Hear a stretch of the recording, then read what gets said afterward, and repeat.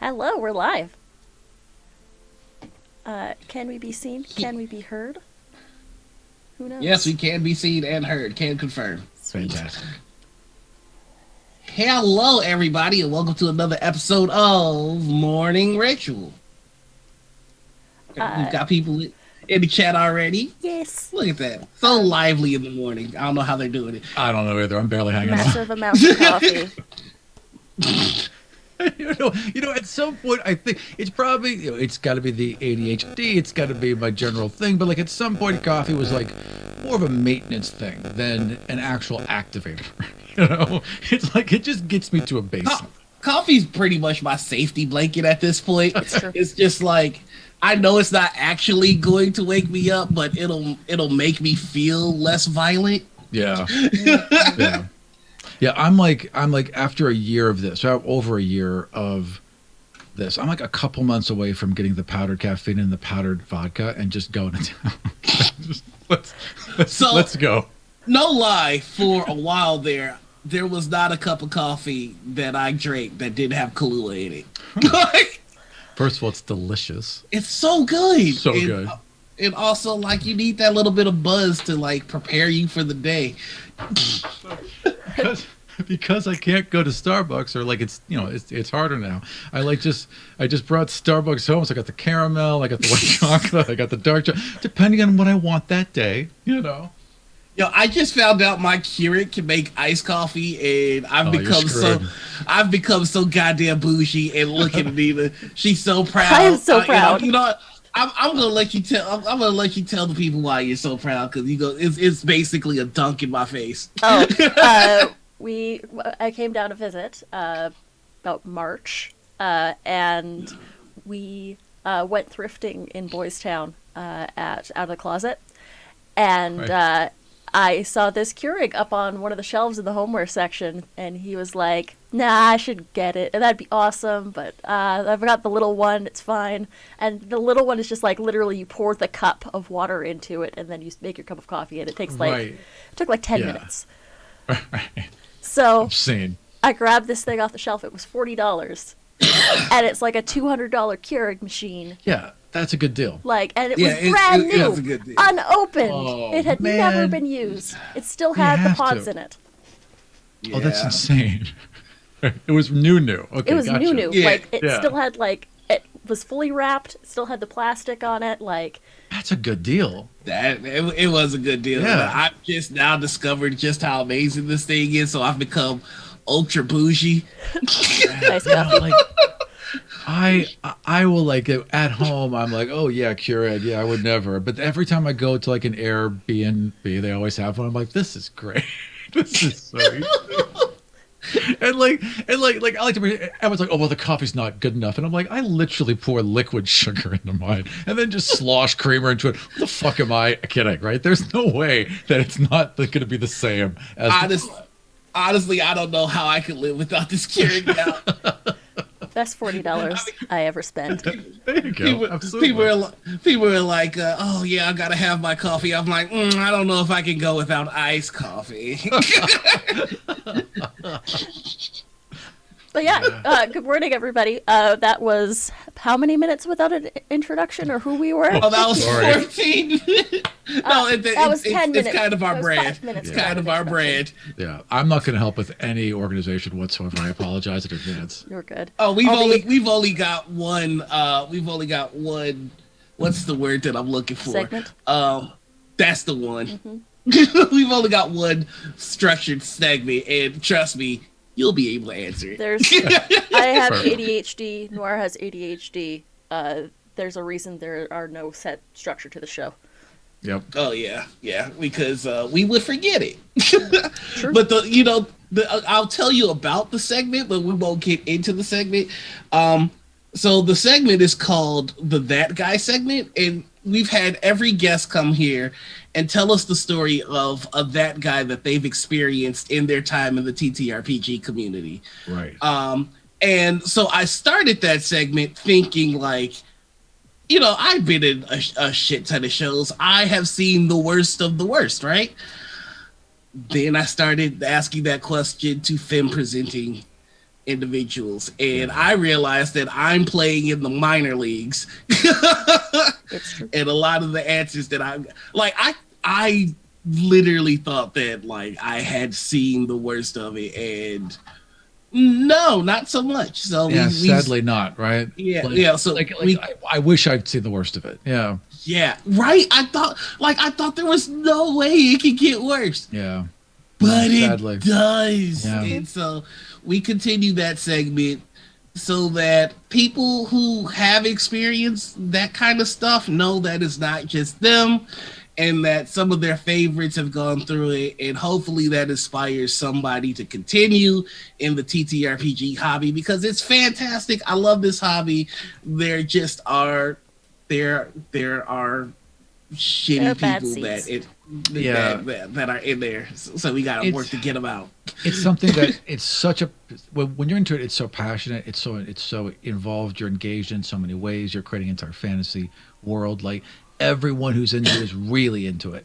So unfortunately, when people are shitty, they're still really into it. They're fucking passionate. So yeah, it but there's so much good. Like there's so there's so much even good. with that, there's so much good that it's still so worth it, you know?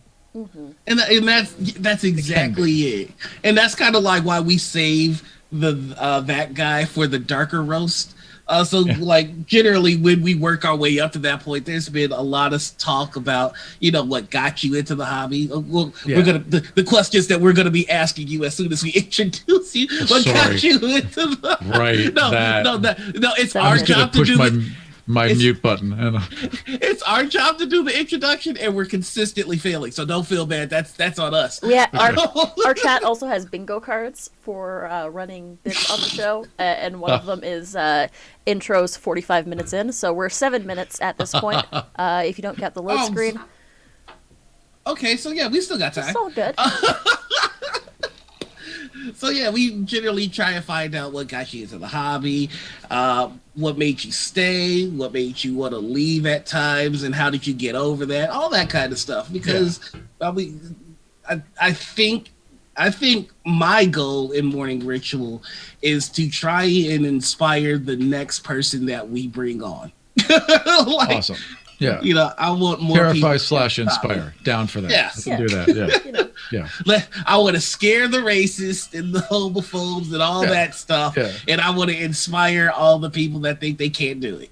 Oh, I'm down for that. But I'm also down for scaring the good people because you should get a little warning. Like you're like, it's great, but you should know about these things. Oh, yeah. These are something. Oh my God, yes. Yeah. Streaming comes with its man. You just don't want to toss someone in there, with its own rogues gallery of weirdos. Yeah. And Kelsey, who is the creator of our bingo card, just informed me that the bingo card is definitely for 15 minutes, so we have failed. No, we're good.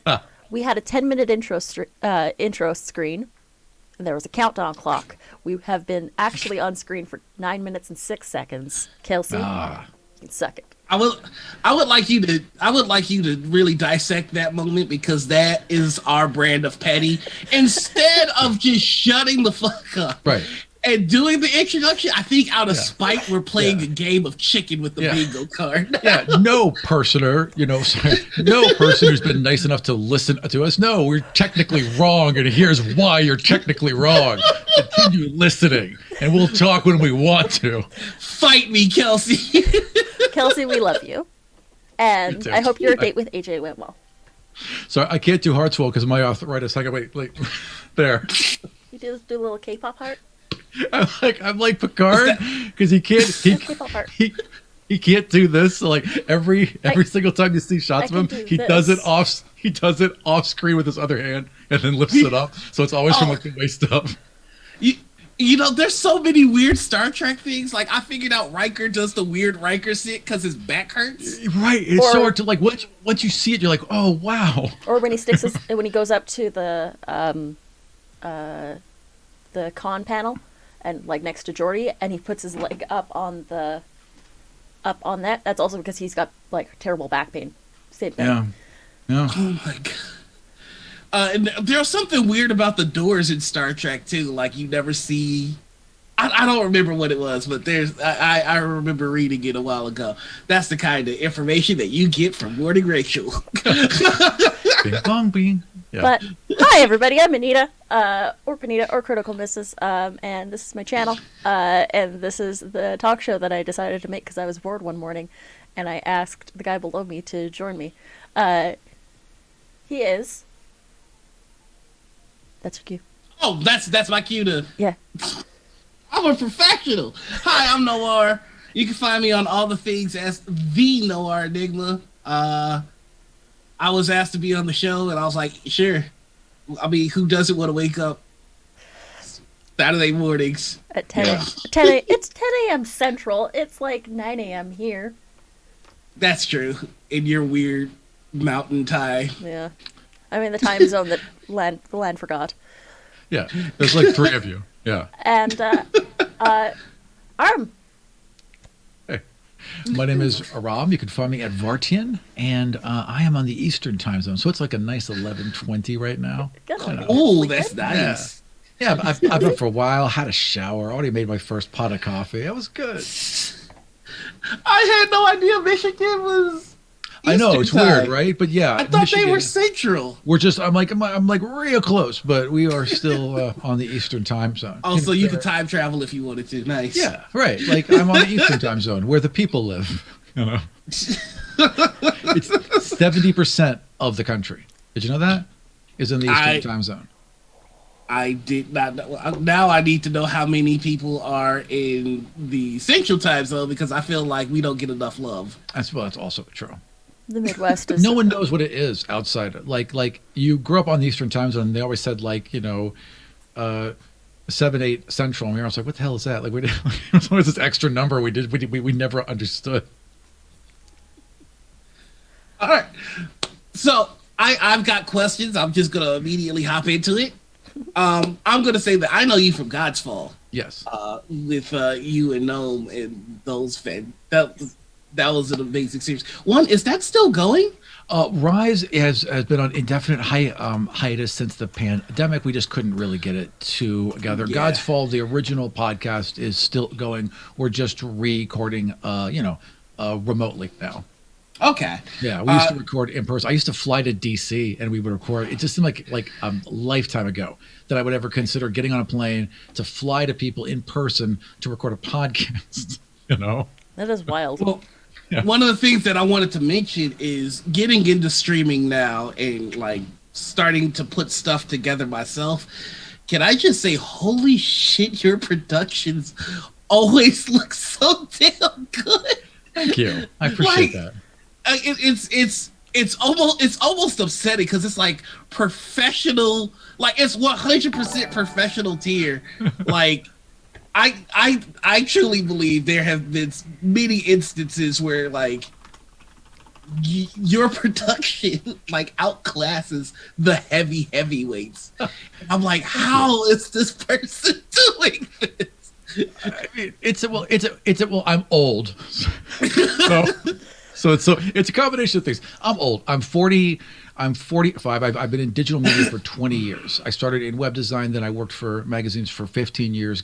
Picked up a camera, picked up photography. I had to pick up all these different skills, Photoshop and layout and video work, and just had to keep adding in order to advance in journalism as it was falling apart. Right. So, and like I never went to college. I'm a high school dropout. Everything I've done is self-taught. So when I started to get reinterested in D&D and I wanted to learn again, I can't learn from a book because my ADHD is that's not going to work. But I can listen by experiencing things. So if there were these podcasts, and I was like, I can listen to that and learn by that, and then quickly realized no, you can't because no one was like. I didn't know if they got the rules right. So then I made my own, but all of the things I'd learned got me to that point. So it's been 20 years. I should look a little professional. Well, I mean, truly, one of the things that when people ask for advice from me about any kind of streaming or how to get their stuff to look a certain type of way, I tell them find 2 or 3 people that you really like their stuff and try and emulate it. And you have definitely been on the top of that list for me because everything is just so clean, pristine, and professional, and it looks. I know it's not, Right, but it's it not. looks effortless. Oh yeah. Well, good, because that's you know 'cause that thank you, because like that is the goal. The goal is like you want it to just be really clean, so that you can pass from like scene to scene and idea to idea, and the listener can just fall into it and not be distracted by it's like you're just taking out and then highlighting until it's just the right balance, and then you're like, here you go, there you go, Hey, I a have little to, gift to you. you answered a question I had already, which was I was going to ask, are you professionally trained or have you gone to school for this? Yeah, no. No, I just dropped out of high school and fucking obsessive. I mean, that's the combination. Yeah. Yeah, No. ADHD hyperfocus is what made me get into graphic design. Right, 100%. And also, the fact that I was this young queer kid in DC that didn't know that I should expect no for an answer, and also like this guy at Metro Weekly like took a chance on me. Sorry, at the Washington Blade took a chance on me, on this young person with no training whatsoever, who told them twice in the interview not to hire them, to hire a web developer and not me, who was billing myself as a web designer because I had a GeoCities site that I'd reverse engineered and like learned some HTML. And I was like, no, don't hire me, hire this guy who could actually do the job. And they hired me anyway. And then, so I got lucky. That's dope. But I mean, you took it and ran with it, because now you've got these properties out that are just like, really, if you have not watched Rise, and you also do Demigods too, if I'm not mistaken, correct? And Yeah, speaking of, you've got books for those coming out too. I do, yeah. I've got a Godsfall book that's actually being revised along with the new Rise book. So there's going to be 2 books coming out at the same time, and I'm also launching a Star Trek show that I'm super excited about. Yeah. So okay, I need to hear more about that immediately. Okay, all right. So I have tied together. I don't want to talk too much, but I've taken the events of the original movie, right, with the events of Wrath of Khan, with events from Star Trek: The Next Generation, from Lower Decks, from Enterprise, and from Voyager, and I've tied all that together in a 6-part series that's going to loop a bunch of things and like explain the origin of the Borg and some other things, and like, so I'm super excited. I'm super excited. But it happens right after what, like back in The Next Generation, when they're like, oh, we can't warp anymore because we're wrecking the hell out of the universe and everything's going to fall apart and we have to restrict to warp 5, and then they were like, now we're fine. But like for a moment, like there was like about 10 years where it was frightening, right? So this is during that period where everyone's freaking out. They don't know what to do. So Starfleet has adapted by basically making small crews and sending small, slower ships to basically take care of a smaller area. So they're just taking roundabouts and just putting 4-person cruise on them and sending them out, right? So this is the players will be a graduation class from Starfleet. This is their final practical exam, and it's being run by me, the emergency medical hologram that has been retasked to do these final exams of these kids, right? These new Starfleet cadets, and that's what the show is going to be. That's awesome. About. No. And is this using the Modifius Star Trek system? Oh yeah, absolutely. It's love fantastic. That system so much. That's so such cool. a good one. The only thing I regret is that you can't get the 3D dice, because I take the roll 20 dice and then I just have a green background, so that when I put it over my live streams, I can key out the green, so the dice just roll on the top of the thing, right? But they don't have the little Star Trek dice, which is a bummer, because it'd be kind of neat. They're so cool. Oh yeah, I freaking love them. Yeah, they're awesome. They've got the little, and then the D6s that you use for damage. Of that. Yeah, they just look great. So good. I wish I could roll those on. They do have like an interface so you can see it in the ticker, right? Yeah. But I like it when you can see the dice. There's just something about, like, I love doing it because when you roll a physical D20 and it hits on a 20 and the audience sees it at the same time, we see it, and so we share it at the exact same moment. Mm-hmm. That really makes that kind of interaction sing for me. Like, that really makes it worth it for me, Yeah. No, I absolutely understand. I've started to incorporate a little dice cam myself. Nice. because there's drama in the roll. Totally. Like when you see it roll on 19 and then it rocks back to 2, that's some juicy drama. And like, yeah, you want to get that. Yeah, or like if it just dances around a 1 and you're like, oh yeah, I mean it's like watching a basketball bounce around the rim. Like it's that kind of feeling, it's that kind of anxiety and anticipation. If you're just seeing numbers pop up, right? It's not the same thing. Yeah.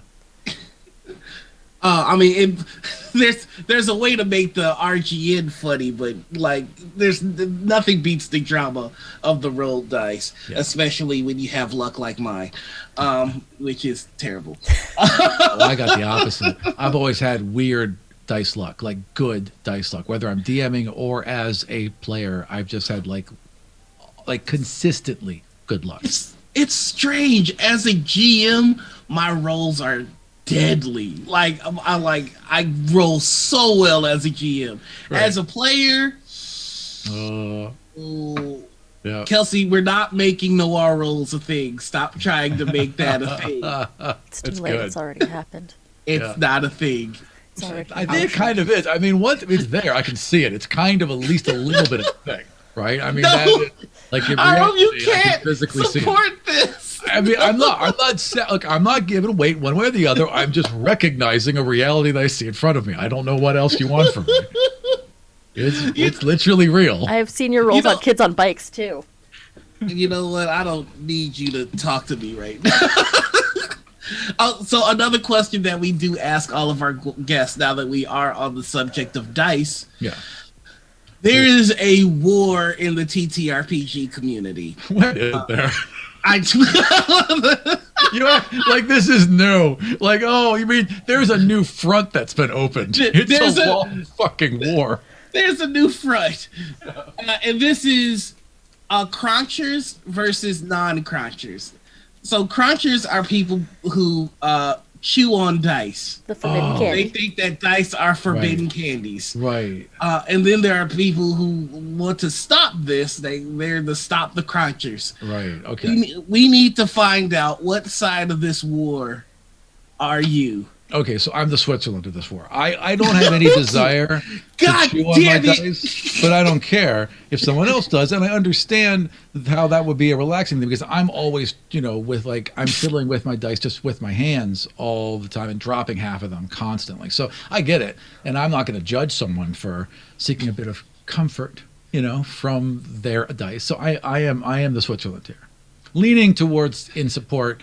Because, mind your own fucking business. Crunch responsibly. Non-crunchers. You cowards are afraid to choose a side. Bless you. I'm starting to realize I'm sounding like the bad guy from Hunchback of Notre Dame. Right. Or, eventually you are just like, no, we hate them, right? We hate them. Yeah, we all hate them. We have to stop the crunchers. We have to stop them. They can't exist. I can't even think about them. I don't have to do it, but I can't think about their existence. Oh, wait, maybe I am wrong. Don't forget that Count Frollo, despite being all against the heretics, was thirsty as fuck for one.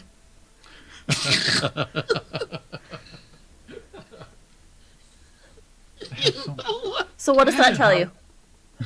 I don't subconsciously want to crunch dice. All right, dice are gross. You don't know where they've been. Nobody washes their dice. Yes, you do. Yes, you do. How do you not know where your dice have been? You know exactly where your dice have been. You have a special place to put them, and they're there. I don't know. I've seen him drop dice a lot. I dropped dice a lot. Then I still know where they've been. They've been on the floor, and hopefully it's clean enough so you can pick up a die and not catch something from your place looks lovely. I think you're fine. This is how the next pandemic starts because of crotches. I'm straight up fear mongering. Exactly. It was them. Yeah. Next on Fox, how is D&D killing your family? Find out that. It'll end up on Fox Business or some bullshit, and they'll be like, these D&D people started the next pandemic. We always knew it'd be them. And Kelsey says, I know exactly where my dice have been. They've been rolling better than Noir. Mods, That's can we tough. kick Kelsey out of the chat, please? I'm the only mod in chat currently. It's not Oh, wait, fair to kick you people are. out for telling the truth. I mean, Can we kick off the guest line? We're gonna go to break real quick. it's been great. Thanks for having me. This is actually going on longer than most. Usually we've gotten to them like, get him the fuck out of here a long time ago. We just come back and it's somebody else and we don't explain. Don't say a word. Don't They're say just a like, word. oh, it's this other guy. Yeah. You know what? Oh, What's man. Gnome up to right now? Yep. Oh, I mean, God.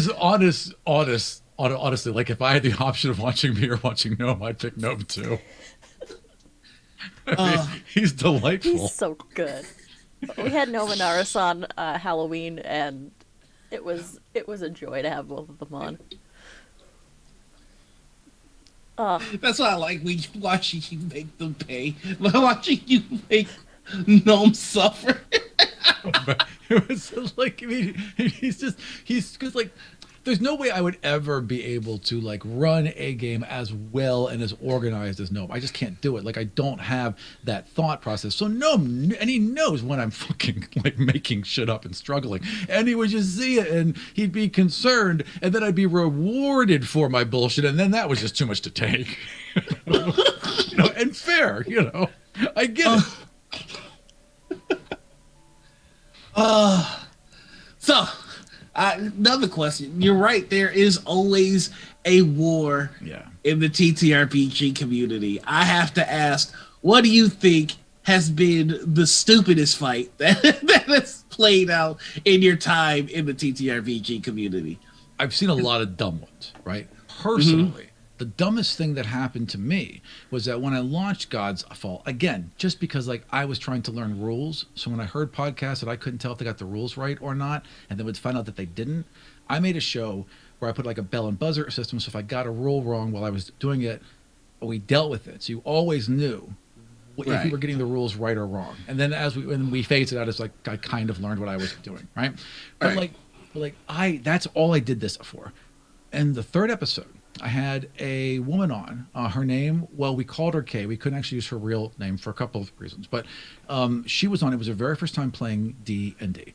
And she is a big fantasy fan. And she was ready for this, right? So she was going to be this high elf, out of ball, this noble coming out in this amazing, like my first mindset, because like my gay mindset is like, let's go. And I want to see the dress. And so like my first question to her very first question she'd ever been asked in any role-playing game she'd ever been in is, what are you wearing? And she was like, I can't wait to tell you. I'm super excited about that. But did you ask the guys? Was that the first question you asked the guys? What are you wearing? And I was like, you know what? It fucking wasn't. And so we had a little talk about that, right? And then she goes right into it, and she describes this peacock dress, and it's just amazing. And I'm like, this is a great episode, and I put it out, and I wake up to YouTube videos and Reddit threads and just bros flipping the fuck out because we had this little 5-minute aside, right? And this is like early in the episode, so I'd gotten some new people. They really liked the production. I'm not many Right. people, if any, were doing it at the time, right? And so they felt betrayed, right? And so, but because they flipped out, the show became instantly known. Like I wouldn't have the popularity I had if they hadn't flipped the fuck out. They gave it to me. They gave it all to me. Everything I've been able to do since was originated from that, and that's the dumbest thing. Like They that's got- the dumbest thing. I don't. They got upset because she called you out on something, and you We learned had from a it. 5-minute conversation, and some of them like the most exhausting are the ones who are like, yeah, man, like he really pushed him around and bullied him, and like we're here for you, and I'm like, that's my fucking friend who is like a brilliant constitutional lawyer who is smarter than I will ever be, and if she has something to say to me, I'm gonna fucking listen because she's that smart, right? And like I couldn't believe and like of course it happened, and looking back on it, of course it happened, but I was so blind to it and so surprised by it, right? Because I at the point didn't even really know that many people were listening. I wasn't on Twitter, so it was all new. and then they just handed it to me because they just can't shut up about the stupidest shit. I was gonna say the stupidest thing I saw happen was a TikTok went viral because this guy was just like, it's everybody's responsibility to know what their characters' abilities are, and that started a shit fit. That started a shit fight between both sides, and nobody was willing to budge an inch and go, maybe there's a point to this, maybe there's a point to that, or maybe there's a middle ground. It was just all like, no, fuck you, no, fuck you. I mean there like occasionally a lazy player who should be doing more work? Sure, we've all been a little lazy, but for God's sakes, people learn at their own pace. They're coming in at all different skill levels. Like there are young people. There are people who are just like turned 18, want to play the game for the first time. Like it happens, or they just got to college and it's a first experience with D&D. Like it happens all the time. You got to have room for people who don't know what they're doing, or people like me who literally can't learn from a book. I cannot. I write books. I cannot learn from them. I can't, and it's the most that makes so much sense to me though. That really does. I mean, it's just I feel like our community has a tendency to take things to 11 real quick. Quick. Well, we're wounded, broken people, so we. I mean, that is true. That really is true. You don't like usually run away to fantasy worlds unless you got something to run away from. Oh boy. Just say it. Oh my God, that's so true. That hit me right here. That hit me directly in the chest. I'm like, shit, if everything was going my way, would I be playing these games? No, you'd just be doing that shit because it would be fine. Yeah. And everything would be okay. There's not a lot of them, but they're out there. I feel like every Gen Con should just have a fucking hug line. Well, I would have said that. There's a lot of stuff I would have said before 2020, and now I'm true. Like, you know what? Never mind.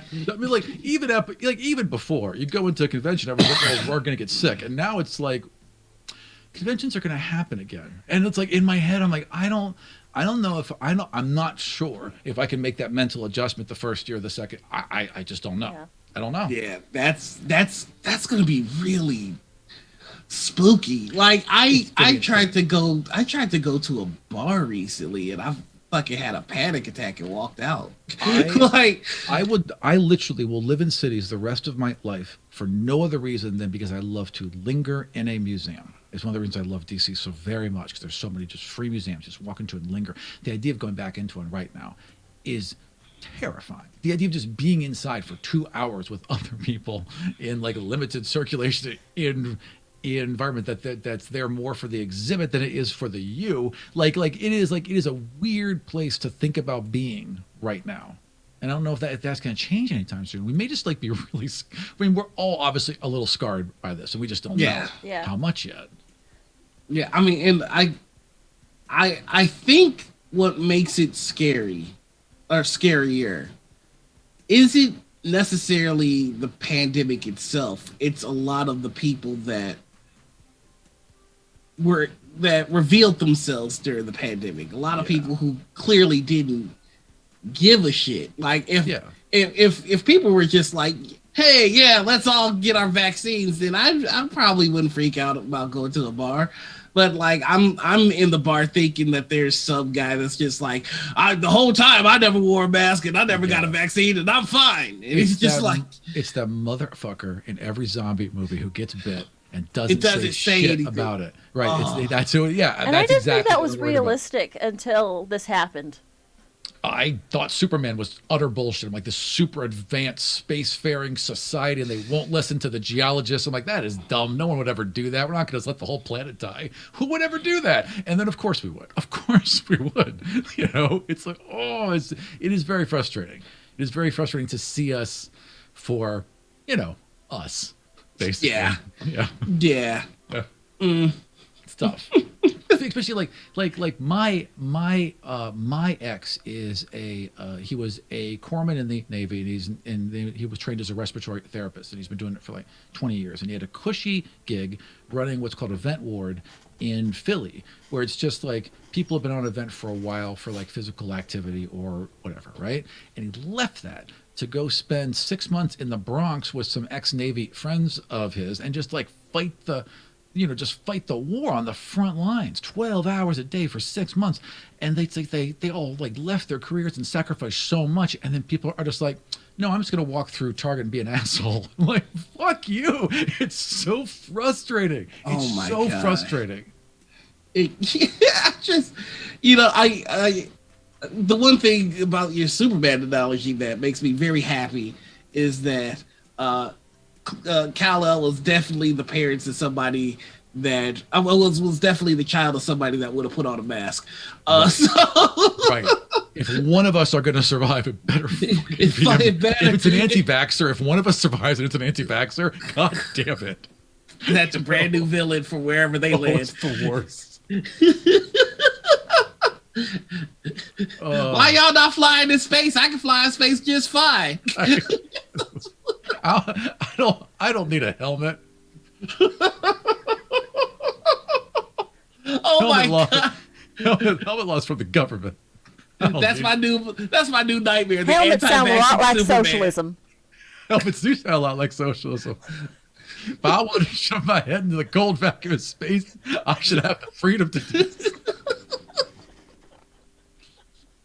Oh god, an unkillable anti-vaxxer. I hate it. I hate it. You know what would be an anti-vaxxer? I'm thinking of superheroes now. Lobo. Lobo would be an anti-vaxxer. Yeah. That son of a bitch would be an anti-vaxxer. That's And not why. for any other reason that he's just an asshole. Like no philosophy behind it. He would just be one. Cheesy femme. Yeah, he can't wake up and go do something he was told to do. That's not how the No big way. guy rolls. No way. He would fight it just to be obstinate. Yeah. Yep. In fact, he would find out where the nearest shipment of vaccines are. It just He'd steal them and sell them to someone else. He would do that. An asshole. He always was. Or if Lobo was on a planet that didn't have the vaccine and he wanted to get it, he would fly to a planet that did have the vaccine and get it. 100% do that. And he'd probably infect the planet that didn't have it while he was doing that. Yeah. Yep. Yeah. Sure. so. You said for a time there you were in DC or you worked Yes. around DC. Oh yeah, I lived and worked in DC for 20 years. Nice. Okay, so Old. no, if you say you're old, I'll have to ask you how old you are, and if you end up being younger I'm than me, 45. I'm definitely older than you are. Okay, then. not by too much though. So watch your mouth. Fair enough. Look, the good news is I will always be older than you, so we're good to go. Yeah. So, as somebody that lived in Washington, I have to ask because this is something that I've asked everybody that has lived in Washington D.C. Correct? Yeah, absolutely. Do you have any? I'm wondering what your perspective on the January 6th nonsense was, having lived. Yeah, I'm sorry to bring it up, but I'm let me give you an analogy for how crazy this whole thing was for me. Right, I moved from DC, where I'd lived for 20 years, to Chicago. Okay, like right after Trump had won. Okay, and so like I moved basically as the Obamas were moving back. Okay, right, and I lived very close to the downtown core when I first moved there, and I would just walk along, in downtown Chicago. It was just great. It was a new city. I loved to just walk and take photos, especially of like industrial architecture. So I was at home, right? And I heard that the Obamas were coming back, and they were going to get in their, limo and drive through the city to their new whatever, right? So, right. Oh, neat. And so I just happened to be walking downtown while the limo and all the police rolled through. Now, I'm from D.C. When the president is in his limo, right? Like, it doesn't stop moving, right? It just keeps going. Right. And and it never gets under like 40, 50 miles an hour. Well, it got caught in traffic, and people started running up and taking photos with it. And in my head, I'm like, they're gonna die. Like, I expected them to be shot. Like, that's what would happen in DC. They have these Suburbans, these black Suburbans, right, that have pop-up machine gun turrets. Okay, Yeah. fully automated things. Like, they just roll around the city. You're used to seeing them. Okay, so to see that was shocking. To see what happened at the Capitol, considering the amount of security we've gotten used to in the last 20 years, right? It was unbelievable to me. I do not understand how there can be like a literal insurgence happen. No one, well, one person was, shot after repeated warnings, right? And then to have so much violence against people literally just with an air freshener, from their car, or having a Lucy cigarette, or like the dumbest little life shit. Okay, and then have people to look at that and say, well, there's no racism, and there's no. Like there's no other answer. There's no other, there's be some magical thing that would excuse it, and I'm not even sure where I'm going with this, but the point is like there's just so much of it, and then to see that there was literally like people just like walked around and like got away with it and attacked police officers, and it's fine, and it's fun, and they're being rewarded as heroes. Like there are still large segments of people who are calling them heroes, and it's not like they're fringe. Like, they have TV shows and contracts, and it's shocking to me. But it also is like but you saw it happen. Like, you saw all the bullshit. But you're also from DC, so you're insulated. You think it's all theater, right? Because you see so much theater, so that you forget that some people really buy the lies, and that was like I've never been to our capital, so like I wanted to get the perspective of somebody that has been there, because I've driven by the block that Obama lives in, Chicago, in Hyde Park, and if you like they shut down the block next to the block that Obama lives, right. So the security there is absolutely bananas, and they have those Suburbans that you were talking about. I did not know that they were loaded up with machine guns, but I did have a feel like they look like these are cars you do not fuck with. No, they are there for a purpose. They are there to catch bullets and then return them. That is basically what they're there for. Yeah. And they place them where you can see them, so it's a very obvious, don't play games here. Yeah. And so I was just like, if that is the security on the block that he lives when he's retired, as a retired president, what does the security at the Capitol have to look like? Yeah. Because what I saw on January 6th, it looked like I've seen Chuck E. Cheese's with more security. The answer was like they were told to stand down because it doesn't happen. This is a post 9/11 Washington, D.C. It does not happen. Okay, I was there. I saw what happened. I saw how the entire city changed infrastructurally to adapt so that it would not happen again. Like, you used to be able to, well, you can still get off at the Pentagon metro stop, but literally it used to be directly underneath the Pentagon, right? They moved the whole thing. The topography of DC has changed. There are fences up. There's security up. There's entire departments of security that did not exist before, right? You don't do this in DC unless you are given orders to allow something like this to happen. They had all the warning in the world. They had all the examples in the world. They had all the data they needed, and they still did it. Okay, like a couple weeks before, there were protests in DC, and they flew Army helicopters over it, Army medical helicopters, flew them out and buzzed them. Yeah, and buzzed them under and they were just ordered to do that, and everyone checked off on it, and it's literally a war crime. I mean, it was a complete breakdown of how things are supposed to work. It was an attack on the structures of our democracy that keep things in check, right? Over the last 4 years, and it was it buckled so much that I really didn't I didn't know if it was going to make it, but but we mostly did. We mostly made it. We got So Joe. I got scared, man. Like I got so many friends who like work for the State Department. You know, people who do good work, who have these like multi-year, 10-year, 15-year, 20-year projects to like help people, and then just get the whole thing, you know, overturned. It's devastating. Yeah, it's been just a wild couple of, like, you know, there's a joke about like how millennials have just kind of been through it all, and like if you look back on all the shit that you've lived through, Yeah. it's just like holy fuck. But yeah, millennials. I mean, being born into a wartime society and then going through, you know, a miserable, you know, economy, multiple hits, and then, you know, just more and more things taken away, and then less jobs in general, and then a plague, and I mean, it's shocking. It is not the best go at it, and it's going to have I mean, it's going to have the amount of damage that's been done is going to reverberate for decades. Oh yeah, like no one's getting out of this. Millennials are going to have a whole. Well, we do have a whole bunch of just trauma, like generational trauma. Yeah. Yeah. And going back to something that you said earlier, it kind of makes sense that TTRPGs have gotten as popular as they have, which is, you know, if things are going well, you don't run off to a fantasy world. Like it's things are going so not well. Yeah.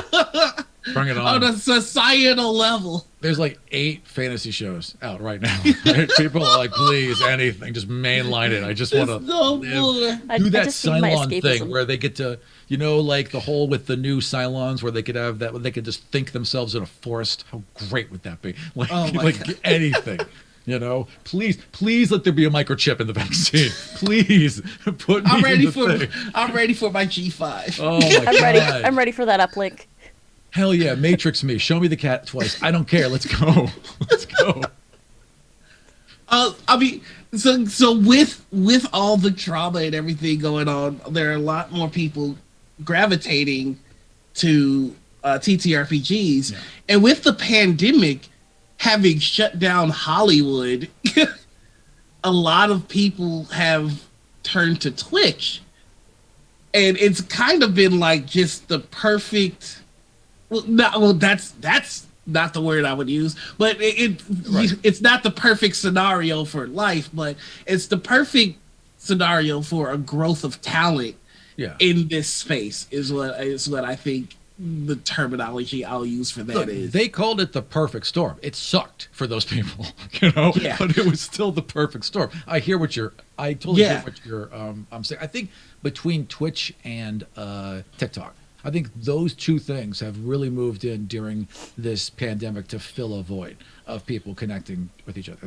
But I would agree. I think a lot of people were just like, well, fuck it, I'm here. I had to buy a Blue Yeti to do my, you know, my business job, so I might as well also, right, stream a game. Yeah, I mean, and there are so many games going on that aren't streamed now that eventually, I mean, we've all been at the beginning of this where somebody has the idea of, you know, maybe we should stream, and with each one of those, they all have the potential to be that next thing. Mm-hmm. Totally. Like it's, I mean, the that's the pull. That's the lure of it. Yeah. Yeah. Absolutely. I mean, I think that window's closing. I do. Now, that was going to be my next question. Yeah. And my next question is, do you think this lasts? No. Jeff Goldblum's going on a show. I mean, no. It's not. Jeff Goldblum's going to be great, by the way. I am not trashing Jeff Goldblum. Oh, I am so eager to see that. That show is going to be fantastic, okay? But Jeff Goldblum is going on a D&D show. Okay. Yeah. And the production levels is shot through the roof lately. I mean, yeah, I really appreciate what you said about my work. I'm very happy for like what I can do for a one-man show, but there are entire studios and like whole sets being built with lighting and crew and sound people who are doing cues and original music being played as they're going. I mean, there are things being done now and money being thrown behind things, right? Mm-hmm. Where it's, I mean, I think honestly, like when I started my show, I was able to throw it against a wall, no production, again, no Twitter presence, and it got popular. I don't think that's possible anymore. And I think that there's a lot of good shows with very good people that should be picked up, but there is a saturation happening at the same time that there's huge amounts of money being put into things that no one could possibly do at home. you know. Yeah. And so I think that, I mean, can you still rise to the top? Absolutely. That's why the internet's great. It's a leveler. It gives us tools that are affordable. Like, you know, Reaper is $40 if you pay for it, right? And it's a professional editing tool, so you get your podcasts out there. You can do free streaming software. Most laptops come with something, you know, to get you going. Like the bar's been low enough to do it, but it's hard. It's hard. It's hard, especially when right now you're going up against Hollywood studios that are throwing Hollywood money behind productions. Hollywood money. There's going to be a new D&D movie. I mean, and it's like a lot of money's being spent on the movie when frankly they're too late. The D&D movie should have been Jumanji 2. Okay, Jumanji 2 was the perfect D&D movie because it was about the game. The game has to be the thing. You can't have a Dungeons and Dragons movie and it just be Waterdeep. It's got to be about the game if you call it Dungeons and Dragons. Otherwise, you're just making slightly worse, you know, Lord of the Rings. I mean, that's all you're doing. And it drives me crazy because it's like, it's right there. You just have to somehow involve the game and have that be element of it. You know who I think laid the groundwork for what I think would be the perfect Dungeons and Dragons movie or TV show? I think that the Guild did it perfectly. And if you're able to take the fantasy elements and crank it up to 11, and still have the personality of, you know, like imagine Lord of the Rings, but like after every major scene, you have the person that's playing Legolas talking to the person that's playing Gimli, and they have a wild bonding moment because of the fight that they had. Like, I think that's going to happen on like HBO in like 3 years. There's going to be a show of that quality. That's why that is why this is getting hard, because there's going to be that show and it's going to be amazing. It's just so frustrating. They're taking so long to think of ideas like this. Like, hire me. And it's also frustrating because it's one of those things where it's like we can do it. Like I have got my production level to like I think the podcast in this season of God's Fall and the work I'm doing on the actual play for Total Party a Thrill, they sound as clean and professional as anything out there. Like I could be a little bit more engineered if I had like $10,000 worth of equipment and we were all in a studio that was soundproofed, right? But it's so minimal when it's being beat down on a pocket. Like I think I'm there. I don't think I can get much better. So you can do it on like again a minimal amount of expenditure, but it's hard. It's hard. I was lucky that I got out early. Yeah. There's another aspect to this that I think is pretty interesting as well, which is a lot of the TTRPGers that are doing well also have a following on their own Twitch streams where they may not be doing TTRPG things. And I think that this is something that I don't know what the future of it looks like, as I don't think I've seen anything like this happen before. Mm-hmm. Yeah. Right. I mean, usually, you know, if you watch a TV show, you might have a favorite character, but it's the show that carries. In these instances, you know, somebody might catch you watching playing a game, follow you, and now they're following you wherever you go. Yeah. And it's a very weird dynamic that I don't know that the mainstream knows how to feed off of that yet. But they don't. I mean, there's this whole mini like no one knows what to do with TikTok celebrities, right? So there's this whole like mini celebrity thing that's now broken out where literally you can just become famous overnight, completely on your own means and your own account and no guidance whatsoever, which is unfortunate, but also kind of like pure and good because you don't have a machine between you and the audience you're finding, but you're also just finding your own way doing it. So I don't think anyone knows what to do with that, frankly. I don't think the people who have the fame know what to do with that right now. You know? Oh, I'm almost certain they don't. I mean, we've talked to a couple, and it's just like this happened, and now I'm just riding the wave, and it's like it's very interesting to watch, though. Yeah. It's just I just we're not out of the pandemic yet because I'm getting sick of people saying we're post-pandemic, but we're closer. I am very interested to see what post-pandemic entertainment looks like because it Yeah. has been shaken. Like, I don't know if movies can go back to Yeah. Well, it's gonna be interesting, right? Like, yeah. everything we do always evolves when something happens. Like, so we had this like nuclear scare for years and years, and it drove us to make giant, in indoor malls with where everything was like closed off and there were no windows and you were in like this environment that was artificial and secure and protected. And then we stopped being afraid of that and we hated those things. And we're never going to go back to malls. So yeah, I mean, we don't want to be enclosed anymore. So we're probably going to build a bunch of outdoor stuff and and like those kind of interactions as a response to this. So who knows? Maybe drive-in theaters had a huge uptick. Not that Oh that's God, probably yeah. the best option, but if you build outdoor theaters, maybe people will go to that. I mean, who knows? I think would love to I see think drive-ins come back. wouldn't that be great? Or just like DC would do movies on the green where they have a big, huge, thing they would just put up on the mall, and you would just go out on a night in June and watch a classic movie. So, things like that. I think we'll do a lot of that. I think we'll want to because I think people are always going to want to go to a place and enjoy an experience together. That's a unique thing. I mean, and we've clearly been missing it. Like even the most introverted people that I know are just like, I could use seeing somebody at this point. Like, Right? You're the same way, right? We're all you know, I was like, oh God, so many things have changed in my life, and I'm like, yeah, yes, I had to make so many adjustments to stuff like this. This is not at all what I always do. I mean, people are getting ready to fight their cats. It's getting bad. Yeah. It's on site for this guy. I saw this all the love earlier. It looks like a very sweet and fluffy kitty, and I am jealous. I've got two. I've Ooh. got Pisces, who's now laying over here, and Ash was the fluffy one that was on my lap earlier. Pisces was the one that was giving me the under the chin. But yeah, they might have a little bit of separation anxiety now. Oh, They yeah, might well, have a I little mean, bit of trauma of their own. yeah, 100%. Well, tell them that they're both very good, and I love them. Thank you.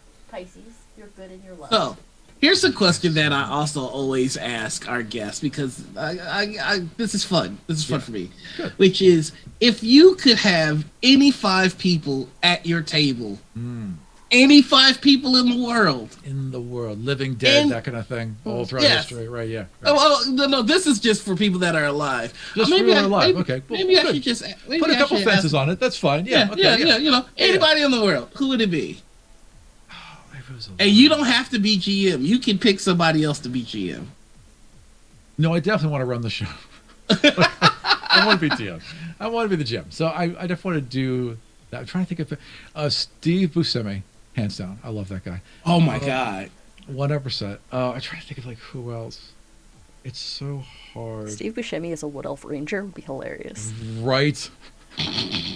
How amazing would that be? Oh man, I'm blanking, but I'm going to form a team as we talk, and then I'll answer for you in a bit because literally, like I'm just completely blanking. But I will as we talk. My answer always changes, so I can help you out with this and think of 5 new ones. How about you, Anita? You got 5? Oh, okay. Let's go. John Barrowman. Yes. Okay. Good choice. Let's go. Who else am I gonna think of? Now I'm having problems. Let's go. Haley Atwell. I got a lot of Brits on my team now that I'm thinking about it. No, John Barrowman is from Illinois. Yeah. Yeah. But his parents are from the UK. He's a dual citizen, and he's actually he has a dual accent too. Look, I know. I'm claiming him. All right. Go for it. Chicago Pride coming in strong. Who else? You got 3 more. Okay. Let's go.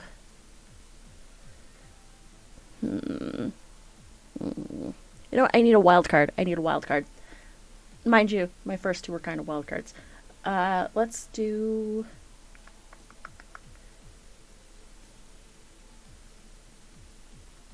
Let's go with Mark Calloway. Let's go with the Undertaker. Let's bring him in there. Wow. Let's cross the streams. Okay. Excellent. Let's cross the Okay, streams. okay. So you got John Barrowman, Haley Atwell, and the Undertaker. This game is gonna be awesome already, and you got 2 more spots.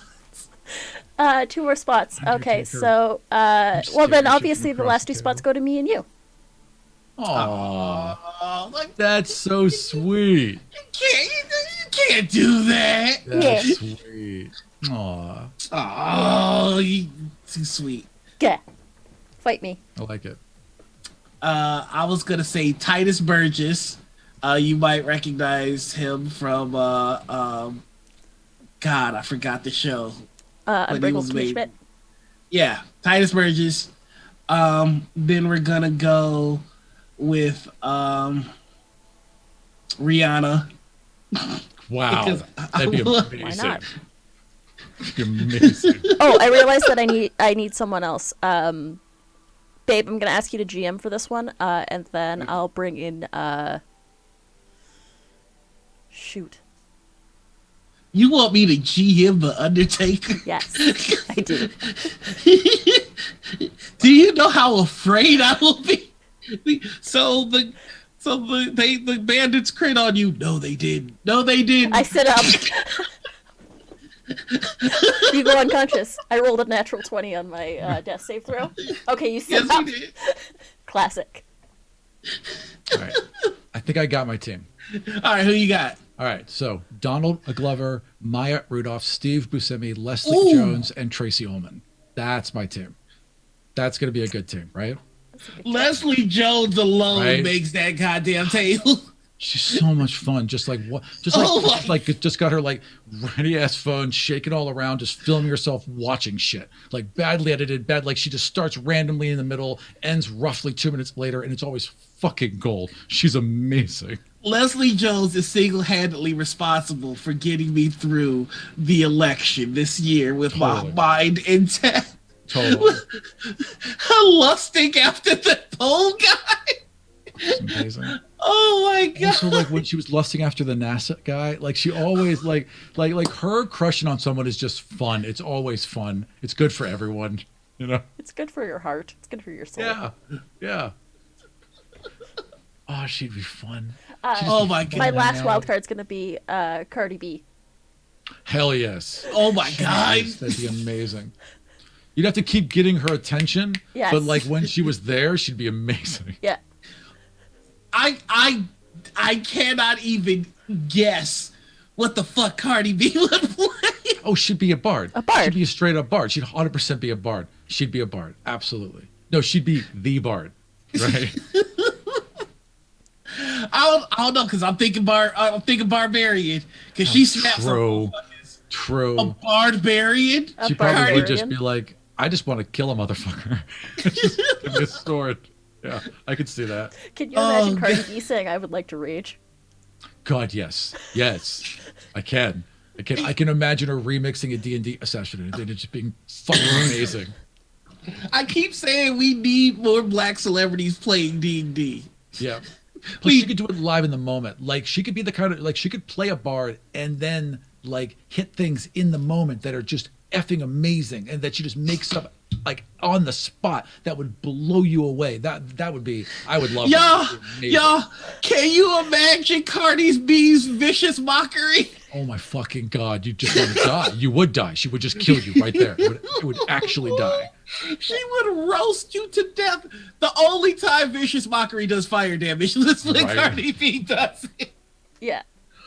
Oh my god, I want this so bad now. Fucking amazing. We just got to reach out. Maybe it'll happen. I mean, again, Jeff Goldblum is going on a D&D show. It How the could fuck did they absolutely make happen. that happen? Is what I want to know. Don't know. It's like you know that someone knew a guy who knew a guy who knew a guy. Like it had to be a chain because it's no way they just were like, "Hey, Jeff, you got this pitch." Like there's no fucking way that happened unless Jeff is a huge fan and we just don't know. And he was like, reaching out, like trying to find a place to land. But I just can't. Like at its level, it doesn't happen. Like it can't. It can't. It had to have been orchestrated. I can't believe in the channel that's hosting him. I knew of them, but like I didn't. Right? Yeah. Yeah, they're like not massive. They will be now. After goddamn Louie, they will be. They got Jeff goddamn Goldblum. How do you get to be a famous show? You just get Jeff Goldblum. That's all you gotta do. There's your answer. It's easy. Come on. All right, let's do Sign up Cardi B Jeff. on Morning Ritual. Let's do this. I'm telling you, if you get Cardi B on an actual play podcast, that's going to be a hit. I can guarantee that. Yeah, I mean, because mainstream will want to see that just because they and the TTRPG community will want to watch it just because, it's a just because kind of thing. So there's your answer. If you want to become famous, get someone who's already famous and have them be on your show. There it is. I mean, we've already seen this in practice. Because there are people that are famous in the TTRPG community for having reached the pinnacle. Like, it's the Mercer effect, except it's fucking Jeff Goldblum, which... How much money did they raise for that cartoon? Like $12 million? Like $12 million to, like, make the new D&D cartoon, which is, A, amazing and going to be great, and B, like, how? Like, how? That's amazing. The critter hug is real. It was in record time, too. It was in record time. It was like an hour. They were like, 12 million. I was watching like that as it happened. I was watching the ticker for the Kickstarter just go up and up and up and up and up and up and up. And it was boggling how fast it was going. And it's crazy. Not by small numbers. No. By tens big of numbers, thousands real at a fast. time. It's at the point with them where like I don't know why they use Kickstarter. Like for the next one, why bother? Just have someone set it up yourself and don't, because the fee they're paying on $12 million is still a considerable fee that they don't have to pay. They don't need Kickstarter. Well, you know that they're not using Kickstarter anymore because Amazon. No, did Amazon do a thing? Amazon did a thing. But that's not better. I mean, Amazon, I get it. You know what? It's probably part of the deal because they're going to have the cartoon on their network. It's probably part of the whole thing. Give us a really good deal on raise. Oh, man. Yeah. Man. So you'd be that famous, I guess. There you go. There's your answer. Yeah. Get Amazon involved. And you'll be famous. I think, and I could be mistaken. Let me double check this. But I do believe that the Legend of Vox Machina is going to be Prime Video. It is, yes. Oh, wow. Awesome. Yeah, so, Prime Video is trying to... I mean, this is a whole nother tangent that I'm not going to go into. You don't like Prime Video? Are we... Remember how I started this show? We're on Twitch. Yeah. Remember how I started this show praising the production value? I know we're on Twitch. I don't give a shit. Look. Fuck you, Bezos. Amazon, you rich motherfucker. Jeff Bezos, you know you can fix. It looks like trash. It's hard to use. It's hard to interface. But then again, the entire Amazon website is just like very overloaded with information that's not organized well. I mean, that's just kind of their thing, right? Because if they, I bought a humidifier 5 years ago, and now all I see is ads for humidifiers. I know. It's like I get it so much. but I've already got the thing, and it works. But wouldn't you like this thing? That's the exact same thing that you just purchased. Right? Yeah. 30 times. Right. Yeah, I don't know. There's no answer to that, sadly. And also, I knew that guy was trash. I knew that Bezos was trash when he bought the Washington Post for $250 million, which is to him nothing. Oh, yeah. You know what I mean? It's nothing. And and then throw up a paywall. Like you need a paywall? You can't afford not to put a paywall on national news that are important for everyone, Jeff. Come on. You don't need my $2 a month to read the style section for the Washington Post. And then forbid them from writing stories about him. Like, just you fucking coward. I mean, they claim that's not happening, but it's happening. Of course, it's happening. Happening. You own it. Like if GM owned a newspaper, They'd be nice stories about their cars. That's how it would work. Morning Ritual will never report on the shit that I do. You hear me? We will never talk about The it. whole reason I'm here is just background for this explosive piece I've been writing, dude. You're fucked. Sorry.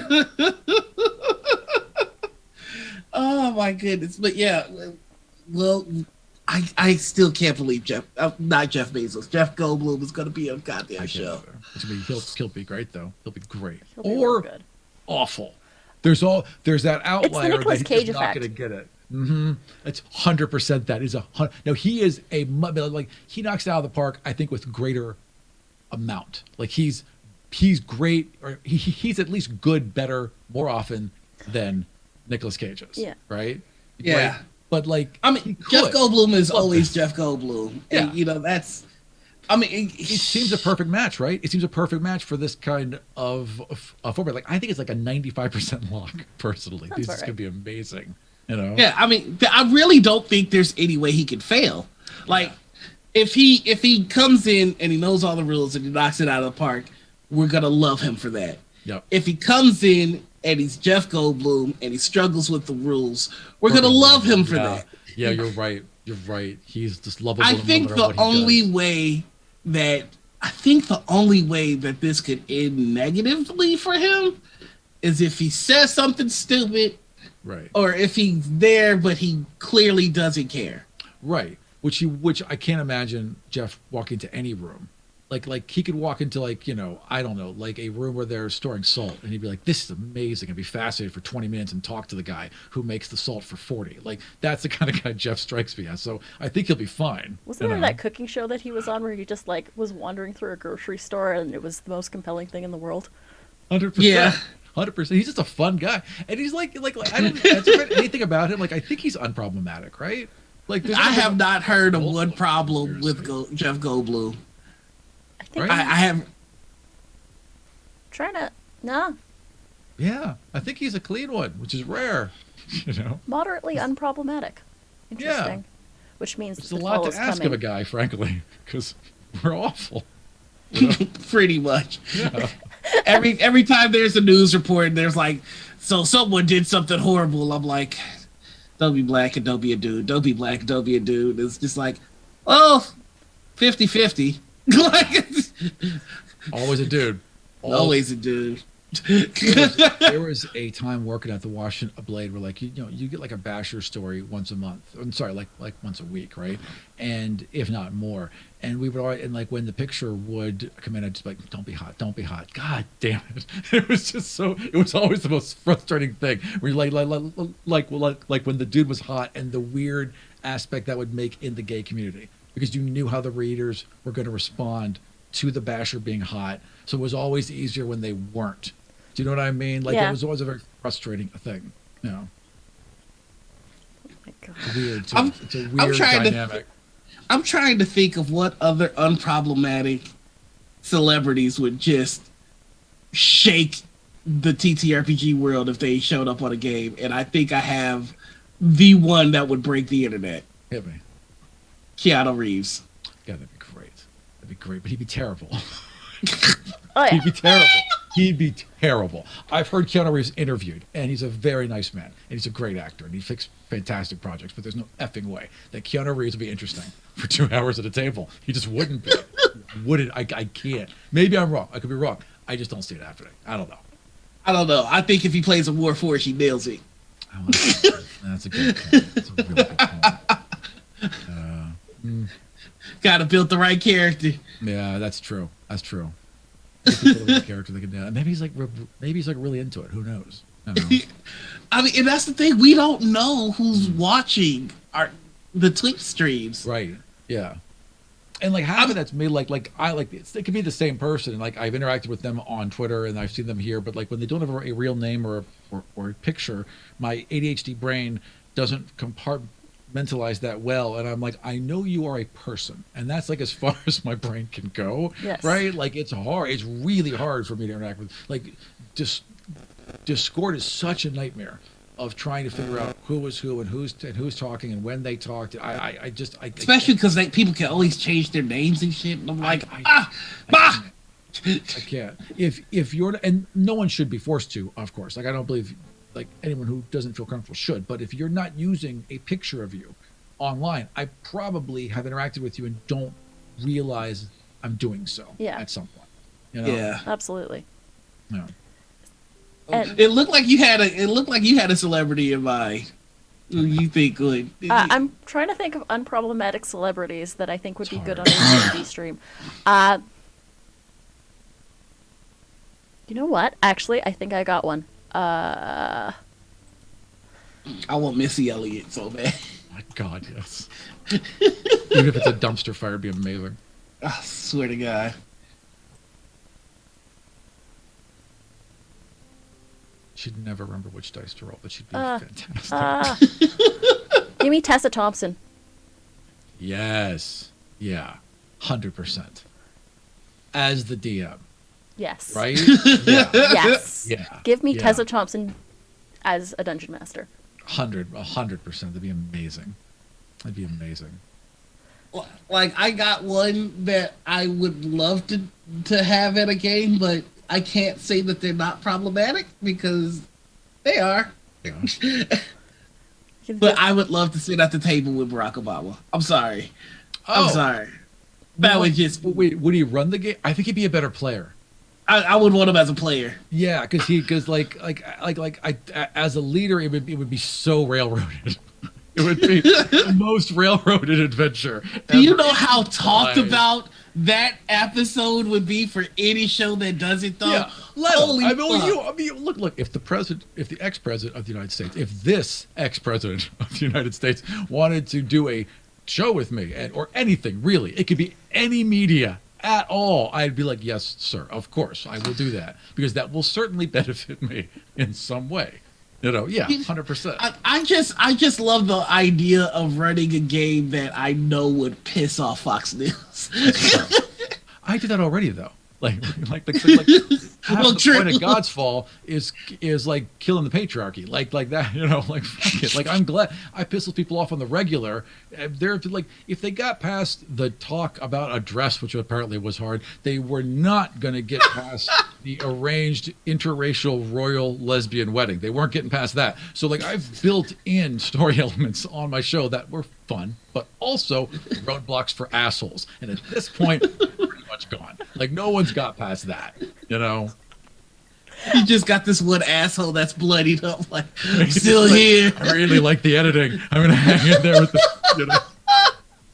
Roadblocks for assholes is like that is so good. Yeah.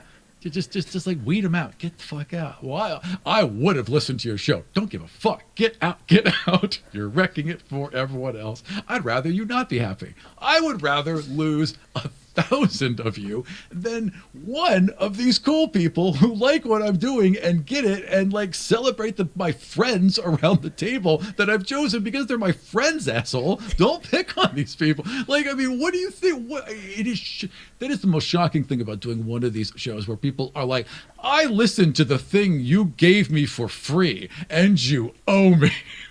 You know, you owe me for my allegiance. Like, no, dude, I really don't. I gave you the thing for free. That was the transaction. Hope you liked it, but otherwise, nope. I'm good. Oh my God.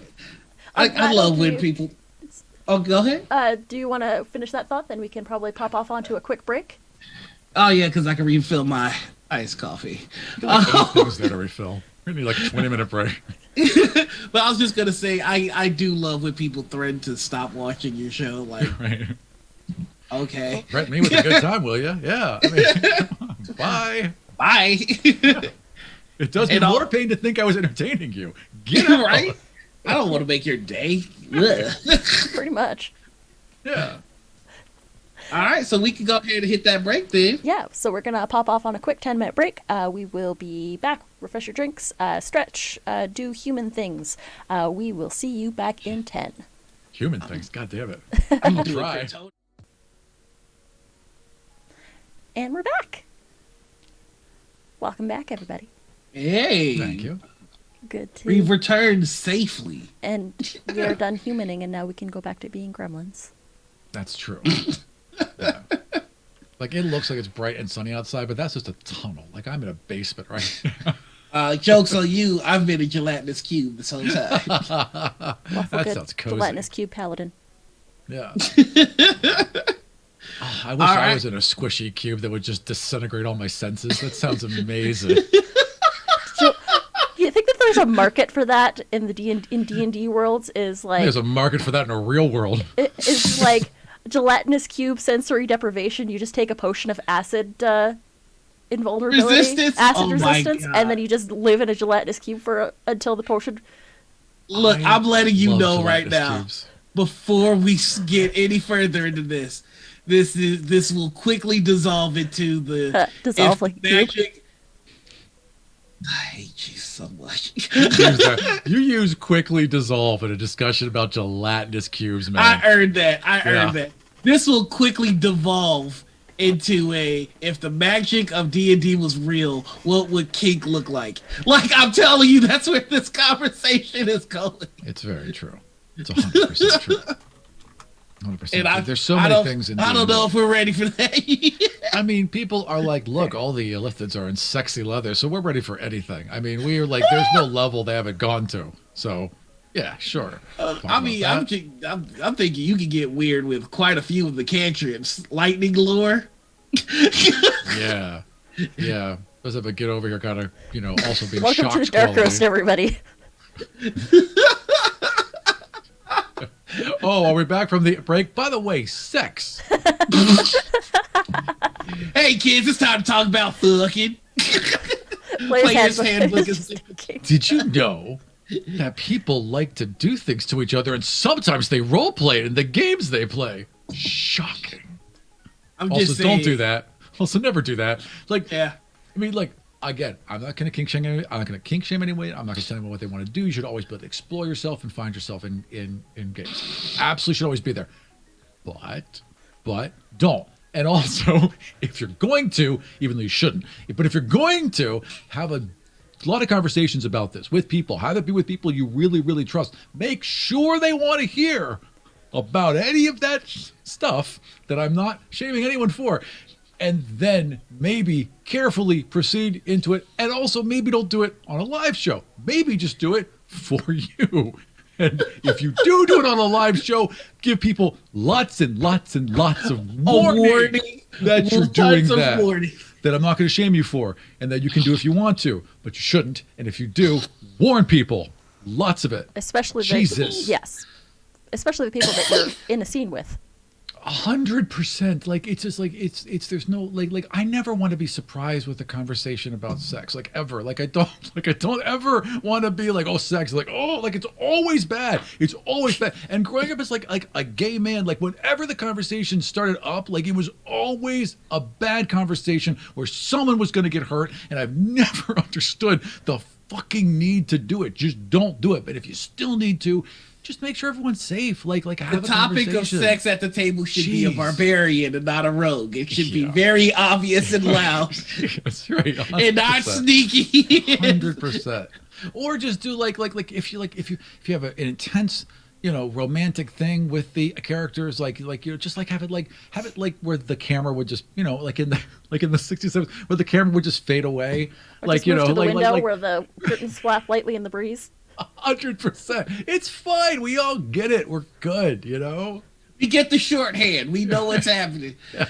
Okay, so this is quickly leading us to a that guy story. Oh no. Because I have had the uncomfortable experience of having a GM get over descriptive Oh, about God. things. It's no. Even when they did the joke on Community, they cut to a musical montage where they were just doing a bunch of hand stuff because no one wants to fucking that. No one wants to hear it. Like it just. You know what? That's so true. They even when they were making fun of it, they couldn't actually do it because you'd just be like, oh, it wouldn't be funny. Like, don't want to be in this room. But like when you're just like a montage of slow motion hand stuff, it's hilarious, right? But yeah, no, just play a game and make sure everyone's safe and comfortable. That's all we're doing, guys. Oh God, I lived through that community Always guys thing. too. It's always guys. It's always effing guys. Of course, It's always is. guys. That's the It's reason always I said us. that guy And works you for the know, show. You know, and Right. It's not it called was- them. It's called that guy. It's not because called those always right. Exactly. Yes, 100%. Yep. I lived that So true. community scene, but I didn't have the fortune of a musical God. montage. It was Oh my god, it's so uncomfortable, especially like when it's clearly someone's like fetish, right? It's not like they're just like, oh, wouldn't this be terrible? Like, and dude, it was a come table on. full of 16-year-old dudes. Like it was when I was like It's the 16. worst. First of all, no one wants to hear a 16-year-old guy talk about anything, and secondly, no one ever wants to hear them talk about sex. For God's sakes, it's maybe like how many, like once, twice, three times, maybe, hopefully no more. And like you think you have an opinion? No, no. You know, now that my Jesus. older self is looking back on it, a lot of the stuff was wrong. But Yes, it was wrong. It's wrong now. They're all wrong now. None of them are right. Like these people buy 5-in-1 body wash. You cannot trust their opinion on anything. You're just not right. You have proven you can't be right about basic things. So I should listen to your opinion about sex. Sorry, I 5 in 1. There is, because it's deodorant now. I saw it on a shelf. It's 5. It's like body wash and hair wash and also now deodorant. And I'm like, no. Okay, now we've Don't gone get too to do far. that. Crossed the line. Oh, Exit out. 5-in-1. I'm not gonna lie. I've got a 3-in-1. I've got the That's fine. That's conditioner in fine. here. It's That's okay. convenience. It's like we all go to the gym or whatever. Like you need it once in a while. You know what I mean? Shit. I got I was just doing, didn't know they had the deodorant because that's gross. Come right, on, guys. it's when I was doing when we were first ordering things from home and there was nothing, right? Like I did body wash and there was sold out of everything except for Axe and only one flavor of Axe, right? And I was like, oh, that's probably not good. But I had to be clean, so I ordered it. And I have not experienced, like, I never got Axe when I was like a teenager and it was like first out, like it first came out. And I certainly didn't get it like a 45-year-old gay man. And so, so I ordered this thing and I showered once with it. And 24 hours later, I went outside of my house to have a cigarette, had been smoking that cigarette for a minute. And my neighbor walked up to me and said, "Did you use Axe?" And I was like, "Oh, I will." Like it is to like it's a like what's that Peanuts character, the dirty one where like the cloud Pigpen? follows him around. Like that's what putting Axe body spray on is like. It is a cloud that clings to you and will not leave after time or water or like it just like you are living with it now. It was 2 days. I smelled like it for 2 days. That was the last time. Neither sleet nor snow nor force of nature will get rid of the stench of Axe body spray. It will not. It will not stop it. It is unstoppable. Yeah. So I gotta admit, I was one of those teenagers where those commercials worked on me. You know, Was it back like- when they were the black and white ones? No, it was that the wasn't commercial. it. It was the commercials where like the guy puts on the axe and then he just gets attacked by ladies all Right. day. You And, were a like- sucker for the bod commercials, right? Because I was. Remember those like No. bod? It would like show guys in black and white playing basketball, and I was like, yes, I want to be/kiss them. Yes, I am 100% on board for whatever crap this is. Yes, And the worst thing is Bond came in like a Windex bottle. you did. It's the cheapest thing, right? It looked like it'd be like Yeah. it looked like it would be something you would see right next to where you check out at a 7-Eleven. Like it had that kind of feel to it, right? I don't think we ever got bought in Canada. My God, the But, commercials were so. It was like that. It was like that black and white Abercrombie and Fitch kind of vibe, right? It was just. It was like hot and ambiguous and like it was a really shitty product. It was as softcore porn as you could be in a commercial. Yeah, it was just every premise was just like women somewhere just leering at dudes, like talking to each other, like that's the one that I would fuck. Like that was the whole premise of the commercial. Oh, Kelsey, Oh, I'm so Kelsey. sorry. Kelsey in chat says one time in high school, some kid sprayed Axe body spray directly into my face. That's an attack. That is an assault. That person should be in jail. That Correct. is a chemical assault. That is a So war crime. sorry. That is a war crime. And I'm Biology sorry. teacher asked if I wanted. Yes, you should. You should have used the eye wash thingy. There is that. 100% you should have used the eye wash thingy. Can you see now? Are you able to perceive things? I am so sorry that happened. My God, right in the face. It would hit you in your nostrils. I don't think it would ever leave. Ugh. I went to high school when Axe was like popular too, so every single guy smelled like Axe body spray. Yeah. Locker rooms as a dude in that time was brutal. You Walking could not past the breathe. entrance to the boys' locker room was a nightmare. it was like a thick cloud It of is. Axe body I spray. would not be surprised if, like, in 10 years there wasn't some lawsuit because dudes, like, 3 times a day were just clouding themselves in, like, toxins that they were breathing in. Who would have known it was bad for us? The whole room turns, like, opaque. I mean, like in the wrestling locker rooms, like dudes are spraying it right on their nards. I know, do you know, so, like, gay gyms are the fanciest of gyms, right? They just do shit like they do like next world shit, and then like maybe it ends up in other gyms. But they have these new things now where if you spray on any type of deodorant or spray or anything, you go to this little room. It's like a little cylinder, and as soon as you walk into it, like this huge suction fan goes on. So anything you spray shoots right up and out. So like no one else has to smell it. So they spent like, I don't know, $50,000 on this industrial grade automatic suction fan. This sounds like some Star Trek shit. Oh, gay gyms, man, are the most insane things. They're most like these weightless, limitless, endless lap lane pools in like dark, like lit colors with LED Zero-G lights, treadmills and zero-G treadmills and crazy things. And then like there's one in DC called Vita where there's a pool on the roof, this amazing pool that they have like built to be like a clubhouse, right? Like that's not the exercise pool. The exercise pool is in the building. The rooftop pool is the clubhouse pool. If you're a member of Vita, you then also have to become a member of the pool in order to go to the pool bar, right? And it was the hottest ticket in town. It was the most insane thing.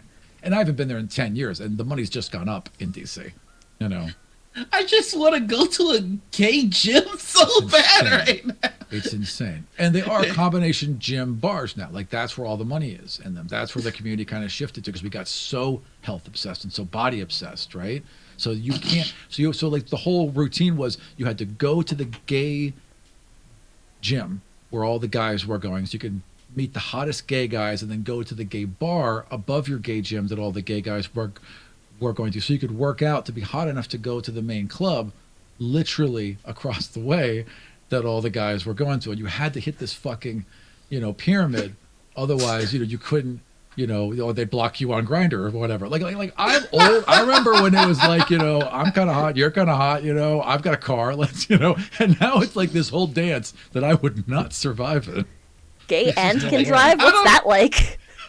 Well, no, I had a car. I could not drive well. I wrecked 5 cars. This didn't stop me from having cars. Doesn't mean I couldn't do anything. As a queer without a license, I feel that. I can drive stick though. I can pop a car that has a dead battery going downhill into second drive and kick that engine to life. I just can't pay attention on the highway. Like, oh, look, a bunny, or geez, I wonder about Portugal, and then wham, I've just slammed into something. That's my problem. I was just about to say, I don't know if you guys have seen Constantine, but there's like these bars where psychics and like otherworldly creatures go, and they have a test to see if you can see the other side. Yeah, 100%. 2 frogs on a log. Yeah, frogs on a log. I would try so hard to get into these gyms. 100%. But the car said, "Fuck, okay." Look. Fortunately, there's one secret to get into any gay gym, and it's called money. So as long as you got that, walk right in. I guess I'm still out. DC Pride is now officially called DC Pride by Marriott, right? And frequently would have floats by like Raytheon and like other weapons manufacturers. Like that's what DC Pride has been commercialized to. AOL with their AOL mascot walking around, like that's what it's become when 20 years ago was about, throwing rocks at cops and like surviving, right? Like that's the evolution in 20 years. And I watched it. I watched it from behind a camera for most of it. And the entire time I was like, I still believe in that long arc of the universe. And I'm just sure once we get our rings and everyone else is going to come along with us. And this is going to be it for real this time. And it's not. It's just for the people who like everyone's like, oh, marriage equality was all about, being recognized and getting our rights. And no, it was about a wealthy white woman who wanted to keep more of her money. Like that is what that was about. And because that's what it was about, we won. Because it was about money. It was about money and who gets to keep money. That's what that was about. It wasn't about marriage. It was about money. And, that's why we won. So, like, I don't know. Also, like, things are important. Not everything's bad.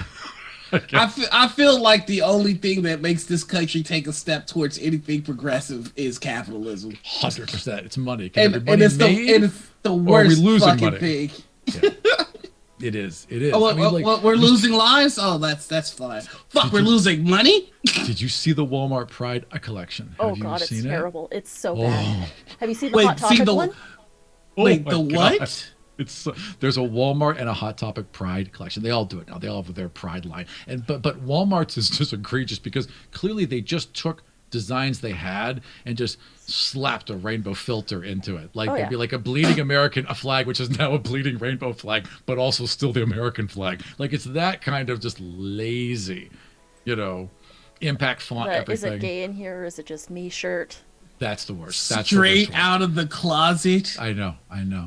Also appropriation. So not only is it like my that favorite, made my black hurt. I know. My favorite quote is that white people love to do nothing more than take a quote from people of color and pronounce every word. There's nothing more that we like to do than that fucking bullshit. And yes, it's queen. The worst bullshit. Yes, queen. Yes, indeed, queen. Like we just fucking love to do that queen. Shit. Indubitably, queen. Right you are, queen. You go, girl. You and all of the others and everyone you love and care for, do go. With my blessing, do go. Yes. I truly feel like Walmart was just like, we need somebody to find all the rainbow shit and all the shit that can be classified as any kind of gay. Whatever you can slap together in Photoshop in the next hour. Like, we're fine. Just go ahead. Do it. Also get the clown shit. Because all the clown shit's a rainbow, that's now gay. So put that in there too. Yeah. Just the palette of the rainbow doesn't have to be consistent as long as it's gay. Just shove it in there. Oh, the Noah's Ark stuff, that's gay. Shove that in there. Just put it all in I can't even think straight. I hate that one. When that came out in the 80s, right? When that was like new, I hated it then. And I really hate it now. There's a bunch of Lady Gaga stuff, and I like it's not like the anthem. Like I get it's important, but like we're born that way, fine. But like it's not. Like it's not. Also, you know what? Some people, I don't know. Don't know. I'm not going to go off on it. I'm not going to tell you, Lady Gaga. I'm not going to do it. I don't want to be hunted. I don't want to be. You know what? That's smart. Yeah. That's smart. The little monsters in the Bayhive do not play. That. I know my limits. I'll be fucking destroyed. There's no way. That reminds me, like every now and then at 3 a.m. I just have a couple of tweets, and my finger lingers over the send button, and I know that this could end my whole career. Back to drafts you go. Yeah. No good tweets happen after 3 a.m. Not today, Fred. Not today. Yeah. Could I torpedo my whole career tonight? Yes. Will I? Yes. No. You sure could. But you could. There's always the opportunity. To the drafts with right you. There. Yeah. Yep. And you know it's going to be a fire tweet when it starts with what I find funny is. Right. Yeah. A lot of people disagree, but like, oh shit. Oh boy, here we go. World of hurt. All right, so here's a hot take. Like, oh boy. Yeah. I agree X is wrong, but whenever there's that framework, that is that like, oh, people are just they'll be fired by the time they hit send. Like this is over. So I think one of the formative things in my early development as a human being was I obviously was a teacher's pet because girls with ADHD are teachers' pets because that's how they get their dopamine hits. And I got sent to social justice camp. So we learned to combat things like the patriarchy and homophobia and racism. Oh, it was good social justice camp. Okay, I was worried for a second it was like social justice deprogramming. I was like, no. It actually was like, okay. It was actually like they had seminars on like deconstructing your biases and like all that sort of shit. Oh, that's cool. And there was rock climbing, of course, because it's camp. But one of the things that no, it was not deprogramming. One of the things that stuck with me is that there was a speaker, and he told us that "but" is an eraser word. So anything that you say, if you put the word "but" after it, it erases the first sentence. Like, I'm not racist, but. Yeah. So. Oh, I like that. I'm not homophobic, but it just erases. I'm not homophobic, so you're saying, right, so, that's just listen to the next sentence. So exactly. So then it's the second sentence. You can just ignore the first sentence if there's "but" in your sentence. Obviously, there's like cheeky workarounds, like I'm not racist, but cake is awesome. Right. Like you know what really fucking bothers me is just like I hate the people that use one cause to be shitty towards another cause. Especially when you know they don't give a fuck about that first cause. That's the one that really gets me mad. When you know they don't care about either cause and they're just using one to bash the other, and they're just gleeful that they can take shots at both of them. It's just like we we in the black community have a subsect. And it really pisses me off, and they were like prominent on TikTok right now, and it's just every time Candace Owens must like come on a screen. I mean, I want to tear my hair out what I got left. Here's the thing, I don't mind Candace Owens. Now give me a second. Okay. And here's why. Because I don't mind a gremlin monster that lets you know from a mile away that they're a gremlin monster. Fair. There's nothing about Candace Owens that doesn't say, I'm a gremlin monster. Right. You should not take me seriously. The first time you hear it, you're like, oh, damn. And then every time after that, you're like, monster. That's exactly what I expected from the gremlin monster. Right. No, you're right. You're completely right.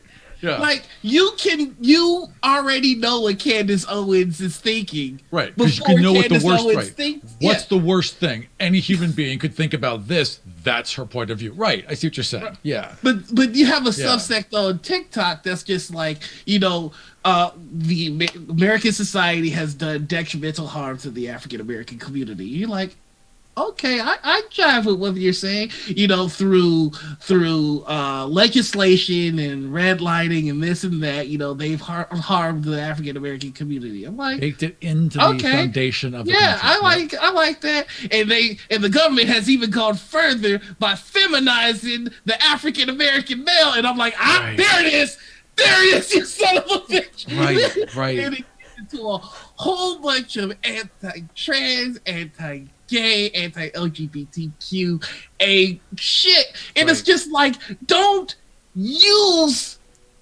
all the real conspiracies. To emphasize your horse shit. It's so frustrating. There's so many real conspiracies. There's so many real things where like, can you believe we did that? Like, could you tell this to someone and actually believe it happened? There's so many real things. You don't have to like, punch down on someone else. Like, exactly. I'm like, I don't understand the point of trying to separate when we punch harder when we jump a motherfucker. And I want everybody to jump white supremacists. So totally. like Ryan said, almost got me. Not today. And that's the problem. I would rather a million Candace Owens or whatever the fuck her name is, the gremlin monsters, than these people on TikTok that are like getting younger people who don't know about redlining yet, that don't really understand Jim Crow.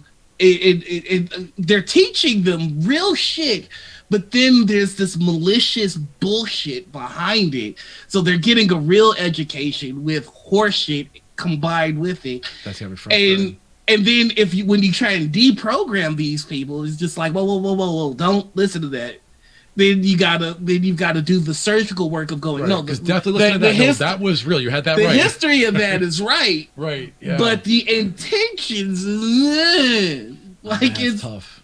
That becomes the problem that, you know, in my particular community that we're dealing with. Now, luckily, we've got a lot of amazing people in the space that are doing the work. You know, Conscious Lee is one of the biggest TikTokers that is vehemently going after these people. Totally. Because we need to see it too. But TikTok is such a hard platform because like if enough people report something, it gets taken down. It doesn't matter. It doesn't matter if it's like just someone defending themselves against a Nazi. If it gets reported enough, it gets taken down. So people just get beat up on that platform over and over again. And to see people who are brave enough to step up and like, no, I'm going to fight back. This is wrong, and this is the person doing it wrong, and just make themselves a target. But then they get shadow banned. Right, and then they get shadow banned. And like again, we're talking about like just like kids, right? Like, you know, young people who are just throwing out facts and information, but also making themselves targets who may not fully understand what that means. And there's no protection and no safety net and no guidance and nothing to help them out whatsoever. They're just throwing them. So someone said that, like, again, I'm 45. So like there are a couple videos of me and like maybe an album's worth of photos, right? For my entire life. The kids now, there's going to be 10, 20,000 photos. There's going to be 5,000 hours of video. There's going to be a running documentary of their entire lives that the next generation of their family will be able to engage with. It's a completely different thing, and no one really understands what we're doing, you know? Yeah, I mean, and that brings to mind a trend that I just found out exists, which is that parents are making Facebooks for their kids and constantly posting their baby pictures, and toddler pictures, and then as they're growing up, and then they give it for them, and then they give it to the kids, and it's just like you have documented my life without my consent. That is so Black Mirror. That is so good. Like it's bad, but it's so like, you know, like Chef's Kiss, like dark. Oh my God! But of course they are, because you know what? Because like I guarantee you, there's going to be a kindergarten where they're going to be like, there's no Instagram presence. I mean, they make a great kid, but they're not on Instagram, right? I mean, that's going to happen. It's wild. Like there are services and shit for this. Oh my God! Like. And there are schools that like I talked to one of my friends who is a new parent, and part of like you remember Picture Day? Oh yeah. Totally. Well, part of Picture Day now is, do you want us to upload this to your kid's Facebook or Instagram for you? Of course it is. And it's just like, oh man. And of course it's an extra charge, but the pressure for teenagers to be on Instagram. And like they don't want it, like, or to be on social media at all must be insane. Well, the thing is at a certain point, it's like, are you a human if you don't have a social media presence? Right. When you're a young person, right? Because everything is so online and so connected now. I mean, you just can't. I don't know how you could engage. I mean, if everyone's there and you're not, it's just like a party that you're never going to, but everyone else will always be there. That would be. Got to be tough. Oh, poor kids. Yeah, it's a mess. It is a mess, man. And like you can kind of tell around what period you were, what age, because there are some people that are just a little bit younger than me that still use Snapchat as like their main picture thing. Like they have memories saved to their Snapchat, so like you'll be like, oh, you got that picture? And I'll be like, yeah, let me go on my Snapchat. I'm like, what? I'm so old. Every time I open up Snapchat, I'm literally I'm like I don't know how to engage or do anything. Like, what does that button mean? Like, I literally am the old lady that's just like looking up and down in that GIF over and over every time I open that app. Nothing makes me feel older. You're right, AJ, that it does also give kids a huge sense of FOMO. Yeah, it does. Yeah. It does. And pressure. Yeah. And and then, oh my God. And then to go from like no one's listening to you to everyone is listening to you overnight with no filter, nothing. Like, and what if that's your only escape? Like, there's some of these amazing young queer kids on TikTok who clearly have no other queer outlet except for this app and the audience that is watching them do cute little dances or talk to their plants, whatever the fuck they're doing. It seems to be one of those two. They're either doing cute dances or talking to their plants. That seems to be a lot of queer TikTok, right? Yeah. And then like cats, right? Yeah.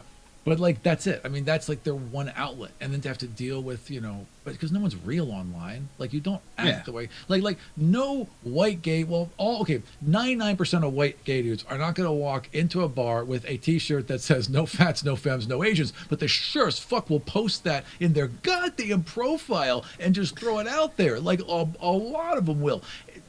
So there's like a limit to what would get done in person that you will do online, and like. People are vicious to each other online. If that's your only outlet, if that's your only way to talk to your people, that's terrifying.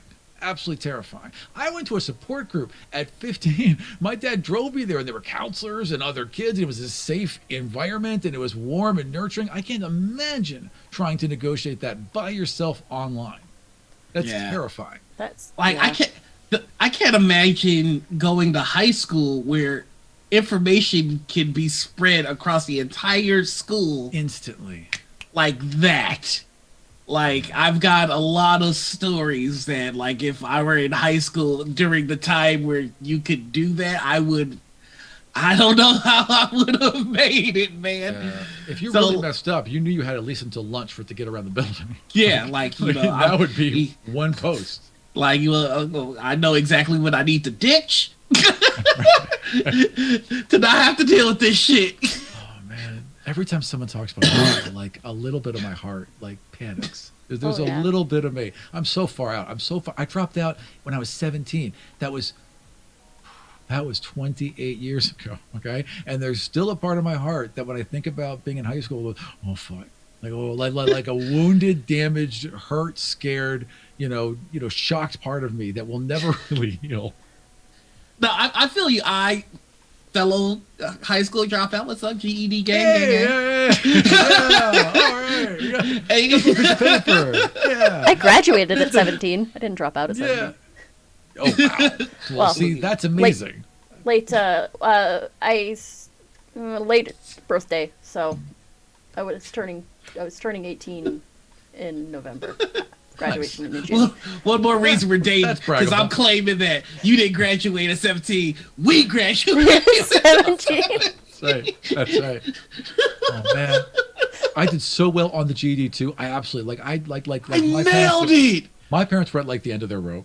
Like they were like, okay, you are doing the prep courses and you're going to get this thing. And I absolutely nailed the thing. I nailed it to the point where like one of the persons from the education department called my home, right? And so I'm in the kitchen. I see my mom answer it, and I was like, and like I see her face, and it's fluctuating between pride because her son did a good thing, and fury with like, you fucking could have done so much more, asshole. Like you could see it in her face. It was amazing.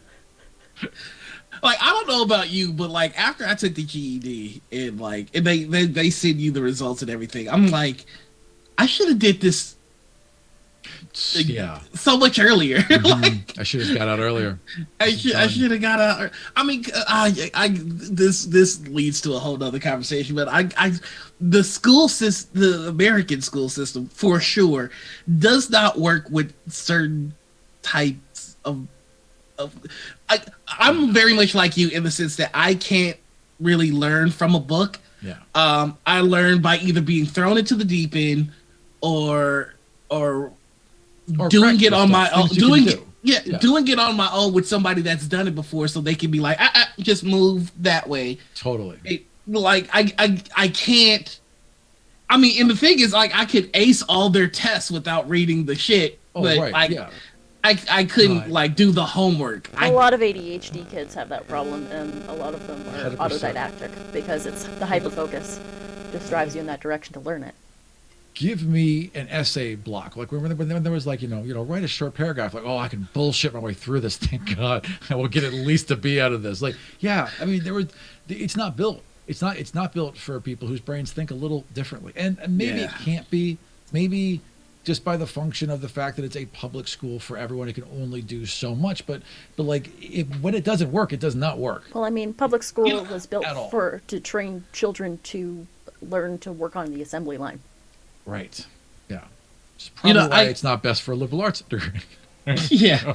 Yeah. I was just gonna say, if we put a fraction of the budget that we put into killing people Yeah. or imprisoning people, I think our school system would be the dopest. It'd be the best. But we're more interested. Maybe it wouldn't be. Maybe it wouldn't matter how much money we put into it, because our values. Yeah. You know, if you don't really, if you haven't centered your values, I'm not sure how much money would ever matter. You just, what are you promoting? What are you selling? With what kind of school are you building with the best money possible? Like I mean, my high school had a crew team. It still taught really shitty stuff. Like, I mean, I don't know That's if true. it helps. You know? But that's true. It's kind of fucked up because, like, a lot of the people that we talk to and interview, I always kind of ask about their backgrounds and their schooling, just because I want to, as somebody that did drop out of high school and like I only did some college and I Or dropped graduated out of that. early. Yeah, we graduated early. But as somebody that dropped out of high school and dropped out of college, I'm always there is that part of my brain that's just like, I don't think I'll ever get a job. I don't ever think I'll succeed because I don't have that piece of paper. They always ask, for that piece of paper. Totally. So I talk to the people that we interview here, and everybody that we've talked to has had some measure of some really kick-ass success, and I'm just like, what do you attribute that to your schooling?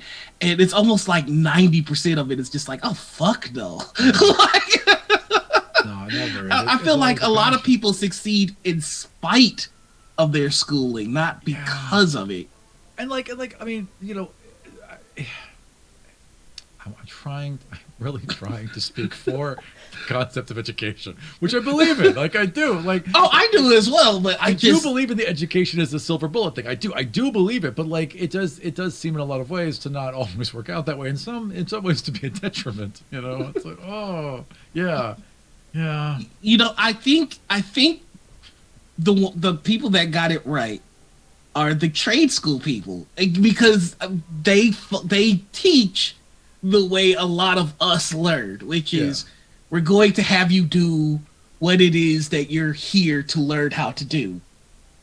I think that's the much more practical way to go about it. But this isn't an education podcast. This is a TTRPG podcast. No. We should definitely break down the education system for the next hour. That'll be great. Get lots of clips of that on Twitch. Let's line those up.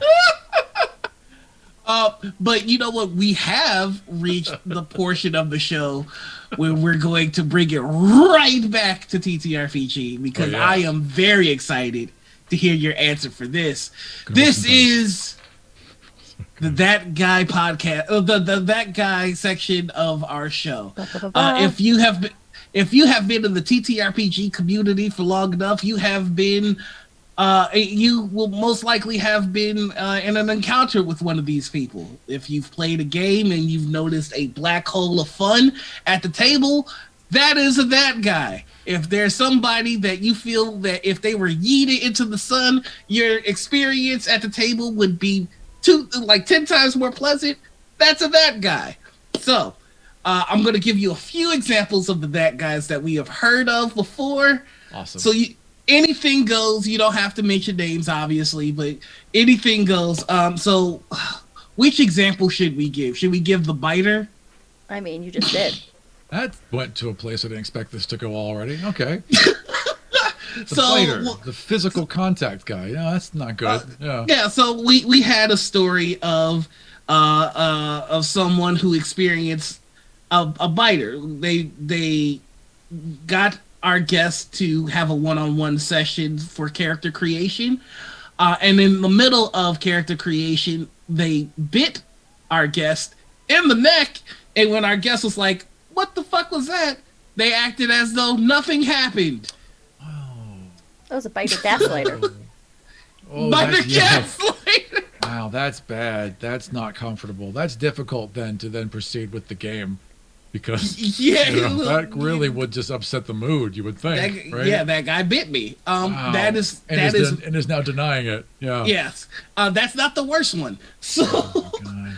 then we have a GM who used their position of power as GM to create an NPC that a player would be attracted to, and then leverage that NPC to initiate a out of game romance slightly, even though this person was in a relationship already. Oh, Jesus Christ. And when I say in a relationship already, I mean Someone at the table. Engaged, broke off the Engaged. relationship. Oh, for God's sakes. Don't bring your shit. Don't do it. That's why again. Like if you're gonna do anything about like attraction and stuff at the table, just don't do it. Don't. God, damn it. So those are two examples of some of the bad guys that we have. I mean, we've also had your classic rules lawyers. Oh yeah, yeah. your puppeteers, your puppeteers. railroaders. And also terrible, but not as scarring. Oh yeah, we had that. We have our all-star that guys. We are actually working on compiling and cataloging all of the stories into a book called the That Guy Bible. Fine. The that guy field guide, how to identify and exterminate the that guy at your table. Perfect. I love it. We may need to make that a Kickstarter because we're getting a lot more. I mean, you might as well. I mean, people do it. I'd be on board for that. We're going to make little stat blocks. Right. So I guess I would have two. The worst that I've ever heard of, and it was like a table adjacent to me, like a friend from my table played on this table, where the DM did like a session 0 to get everyone's veils and and like really like everyone was like made to feel safe at that, and then used them in the game to throw back at them so that they would be the element of surprise, right? That's the worst I have ever heard. That it was a giant, the whole thing was a fucking setup and people were in tears. It was a horrible, I have never heard of worse than that. Like that is just like monstrous level of bullshit. Thank God it wasn't streamed or anything. It was like just a table game, but at the same point, I mean like you just do not do that. It is a line you would think people wouldn't cross, but it's not the only time I've heard about that. So that's the worst. That's never happened to me, thank goodness, but that is the worst I have ever heard. They just weaponized the lines and veils? They weaponized it. Of course they did. Oh my God. That's the worst They I've had ever a session 0 I've ever to heard. collect lines and veils specifically so that they could weaponize it against the players. Yep, absolutely. And I've got a name. I got a name for it. Go for it. A name for it. It's the safety tool. The safety tool? 100%. The safety tool. Yep, 100%. Yeah. Oh that's my God. that is the absolute worst. Oh, I've never heard of that. I've heard of it twice now. I've heard of it happening on 2 different occasions. Horrid. Yeah, it's most. And they're both dudes, right? Of course they're both dudes. Of course they're dudes. 100%. And I'm going to guess There's a bottom. There's a barrel. There's a bottom to that barrel. When you lift it up, there's a tunnel, and that tunnel goes down to a man cave, and that's where all those dudes are. Like, you can get there, but you gotta be a dude to be that awful. I'm also going to guess that their ancestors are from the Caucasus Mountains. 100%. You know what? Here's the thing that really drives me crazy about this is I can tell that this guy thought that this was going to be so awesome. When they just get past their things and listen to me, the brilliant white guy, they will think this is amazing, and they'll learn that I was always right about everything. That has always gone well. Nothing has ever gone wrong from that viewpoint. I'm gonna force my players to face their fears. Yeah, man. You're just tough like I was. But after enacting this shit plan, the slightest criticism against it will send me into a rage. It's like, it's always you. It's always the same guy. Fuck! That's so We had unconscionable.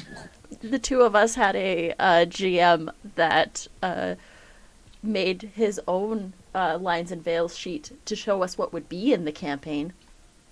Oh my fucking god. Why? Why? It's like I mean, if you don't agree with something, right? If you don't agree with things like, well, I don't want that, I don't need it, I don't see it at my table, whatever, fine. But people who are like, I'm going to actively invalidate things that I know are being used so people can feel safe. Like, who are you? Why? What is this anger towards people wanting to feel safe?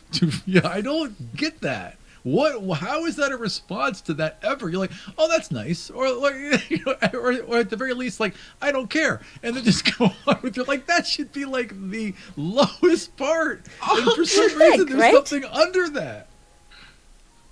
God, I think, and this is me trying my very best to be empathetic to these fucks. I think that they think that their story is so good, right? It'll transcend. that it transcends what people are comfortable with, right? And if they just give them a chance to introduce these things into the game that the players have said that they don't want, they'll see that with my context and the way that I bring it up, maybe your fears of spiders isn't as bad as you thought it was. And I'll get you over your fear, and then you'll be my brilliant words. Me. Oh, if you guys just listen to the real depth of meaning behind my obviously skinned Naruto clone, you will find out that everything you've ever believed is wrong, and I was right the whole time. Come to my 4 countries in one land mass that are separated by mountains running north and south.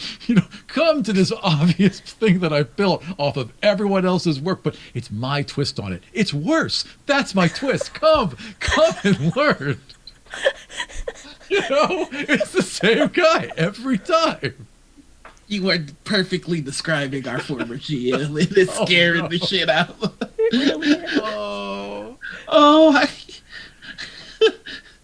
I love Ryan. So they just don't understand my story is an original, one of a kind, the 10,000 guy that has said that.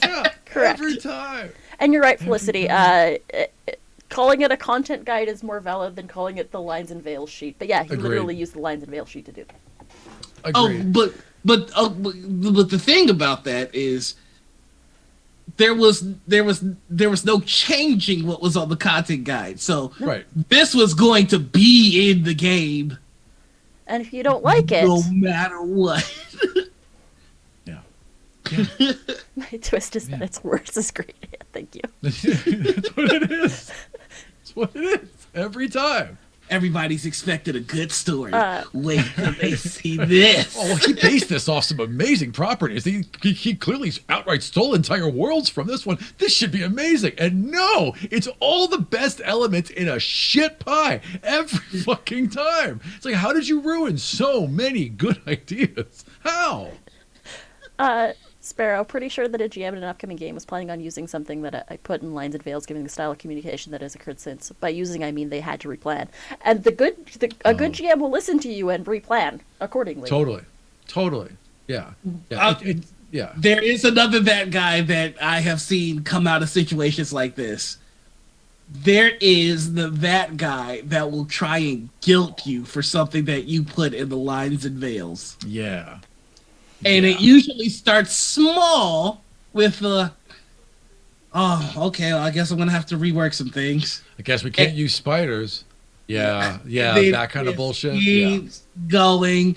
And what they're hoping to do is to gnaw at you until you finally give and say, you know what, maybe... Yeah, maybe and as soon as you do, they will up gleefully so throw the spiders in and then delight in your discomfort. Like, it's all... game to get to that point. Yeah. There is this the worst thing that has ever come out of any TTRPG game is this idea that the GM has to be super clever and fool you and trick you and surprise you and like lead you down all these paths, and has to set up all these things so that the players have to be surprised and like taken off guard and like out of their place, and that's how you transport somebody into a fantasy world. And it's fucking bullshit. It's utter bullshit. You can surprise people with an inventive idea and blah, like absolutely, but like to surprise people outright with whole arcs and narratives and story ideas that they weren't prepared for isn't good writing. It's just shock value. It's just a jump scare. Yeah. And like that's not what makes good writing, but so many people think it is. It's a cheap pop. You know? Yeah, it's a cheap prop. Exactly. You want a good payoff on these things. Yeah, Sparrow, I'm not quite getting that feeling, but don't back down. Yeah, don't back down. Don't budge down on your lines. Don't budge down on your veils. And def look out for yourself. I mean, obviously. Yeah. Absolutely. We call them lines and veils, but they should be called walls and fortresses. These motherfuckers don't budge. Line and fuck off. That's what it should be called. Yep. Lines and hands. If you cross this line, you get the hands. That's my new favorite. That's great. Lines and hands. Oh, okay. Gotcha. Lines and hands. Okay. That's now great. with the lines, I'll be like, With the hands, well. Yeah, I'll take the lines. Okay, we'll do lines. Okay. Both the options, we'll do lines. It's like cake or death. We'll definitely do cake. We're definitely going to do that one. Yeah. Barricades and shields. Yo, love that I never stop laughing when he's like, cake or death. I'll take the cake, please. All right. I'll have your cake. I'm laughing, but the second one I'm just in tears. No one selected or death. Ask that to a millennial or a Gen Z, though. Yeah, right. Death. Cake and death. Can I have both? Cake and death. Can the death just be scented of cake? That's fine. Just whatever. Just death. Now I just want to come up with a safety checklist that reads lines and hands, and it's just a picture. We can actually make that. It's 100% what we can do now. Lines and hands. Lines and hands. Don't do this or get this. This is how it is to be. This is hands. Yeah. Broke lines or broke, no safety tools, woke, lines and veils, bespoke, lines and hands. Yes, 100%. 100%. That's like it. In a lot of my games, I actually implement a rule called, there's the X and O, but I have X and O H. And the H stands for hands, and that's if my character wants to fight your character, you have to do a hands check. Like, I wish to deliver onto your character these hands. Is your character ready to receive them? And that's the only way that I allow PvP to go down. Because they're coming. But they're coming. But are you ready? Are you ready to receive? Because you have earned them, so you should be ready. Because you have earned these hands. You should know they're coming. You've gotten the updates. It's postmarked. But I'm still asking. Yeah. So, you know what? That's a good question, because I feel like everybody handles PvP differently in their games. How do you feel about PvP? Well, it's interesting because like in the God's Fall mechanic and in the world, like all my players are playing either arisen gods or demigods that were made by arisen gods. So they've all got this kind of this very, very special thing that's theirs that other people covet. And there's there's a Highlander aspect that if they take you out in the right way, like if you're the demigod of the hunt and you have your magical bow that you can summon, if someone steals your bow, hunts you with it, and takes you out, they can steal your power, right? So there's this. So like they go at each other all the time, and I encourage it. Like I encourage them to to plot and try and take each other out. But they knew that going in from the beginning. It was like, this is the game we're doing. Is everyone ready? And they're like, yeah. And then we did it. You have to tell people. You can't spring that on people because then it's uncomfortable because some people might not want to play PvP. And it's a very delicate thing. Like I don't want to feel attacked by the person there. I don't mind thinking about the dragon or the orc or whatever. Like that's fine, or like the people like from this city or this army. As long as it's all the DM's making these characters. When it's you across the table, that scares and makes me uncomfortable. And like it's completely understandable why people don't want to. You cannot spring that on people. You just can't. It's like I honestly don't think. I don't think you should unless they were asking for it, or like unless you like you're ready. Like unless they have something really dumb. Like I don't think you should spring character death on people. I don't think that if you're running a heavy narrative game, that it is necessary to hit you with surprise characters. Now it's a game. There's numbers. If you did a really dumb thing and you fell 1,000 feet and nothing could stop you, and you die, it's sometimes can happen. But like narratively, if I can get the character out of, I always have a thing. If one character dies, it's my fault, right? If one character dies as the DM, it's my fault. If several characters die, it's your fault. You guys did that you clearly didn't have to fight this fight or do this dumb thing or go into this unprepared. You did that to yourselves. But if one goes down, that's usually because I've done something wrong.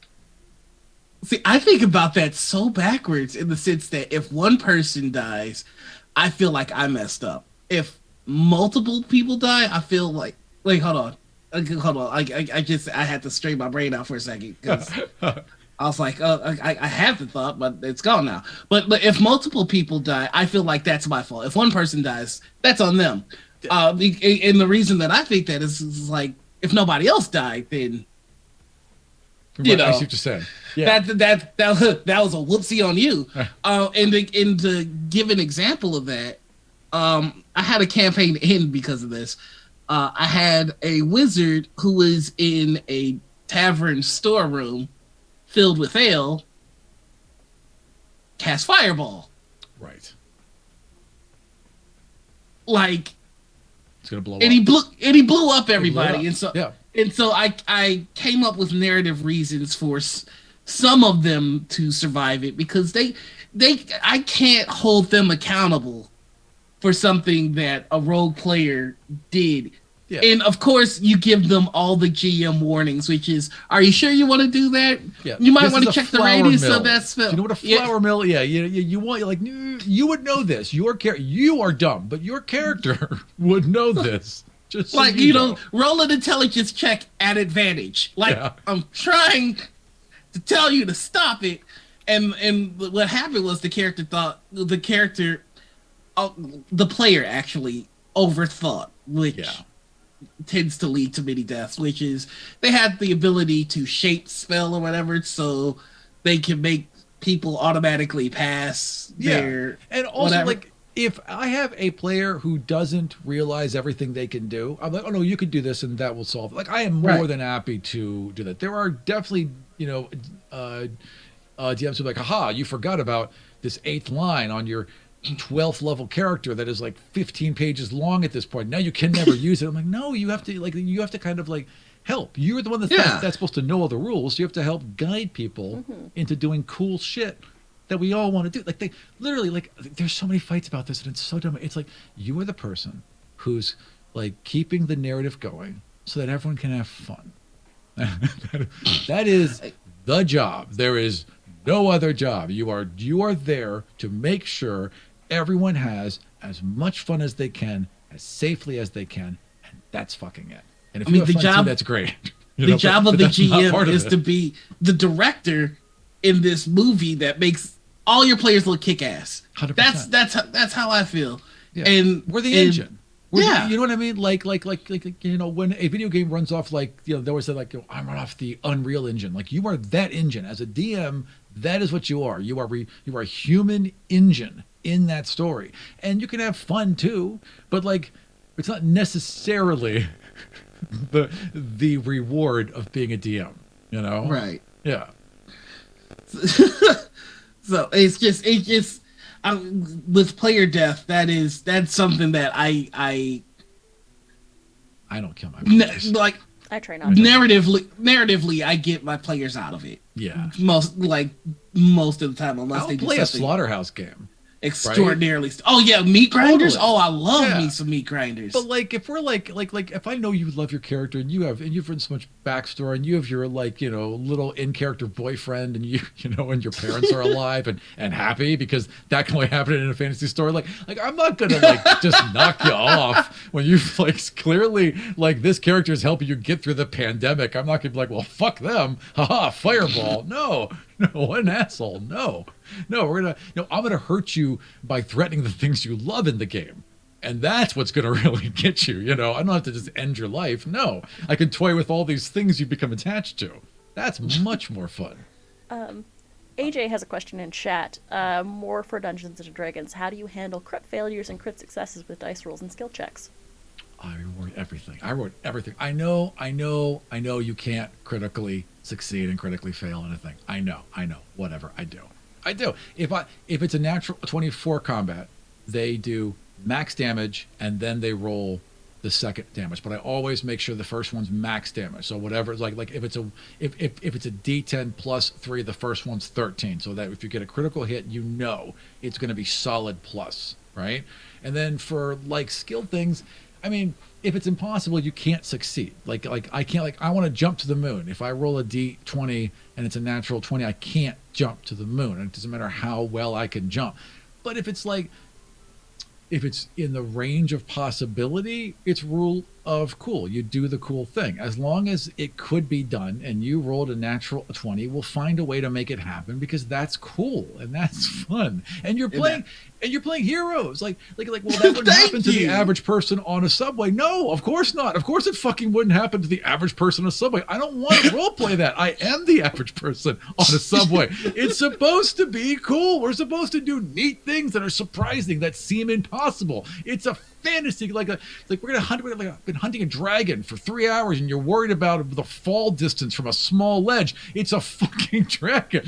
Focus on the thing that matters and make everything else work. Don't abuse it. There's got to be some reality underneath the fantasy for it to be, to have weight and like and a real value. But don't get hung up in it and let it ruin everything else. The story matters, and find a way for everyone to have fun and enjoy the story.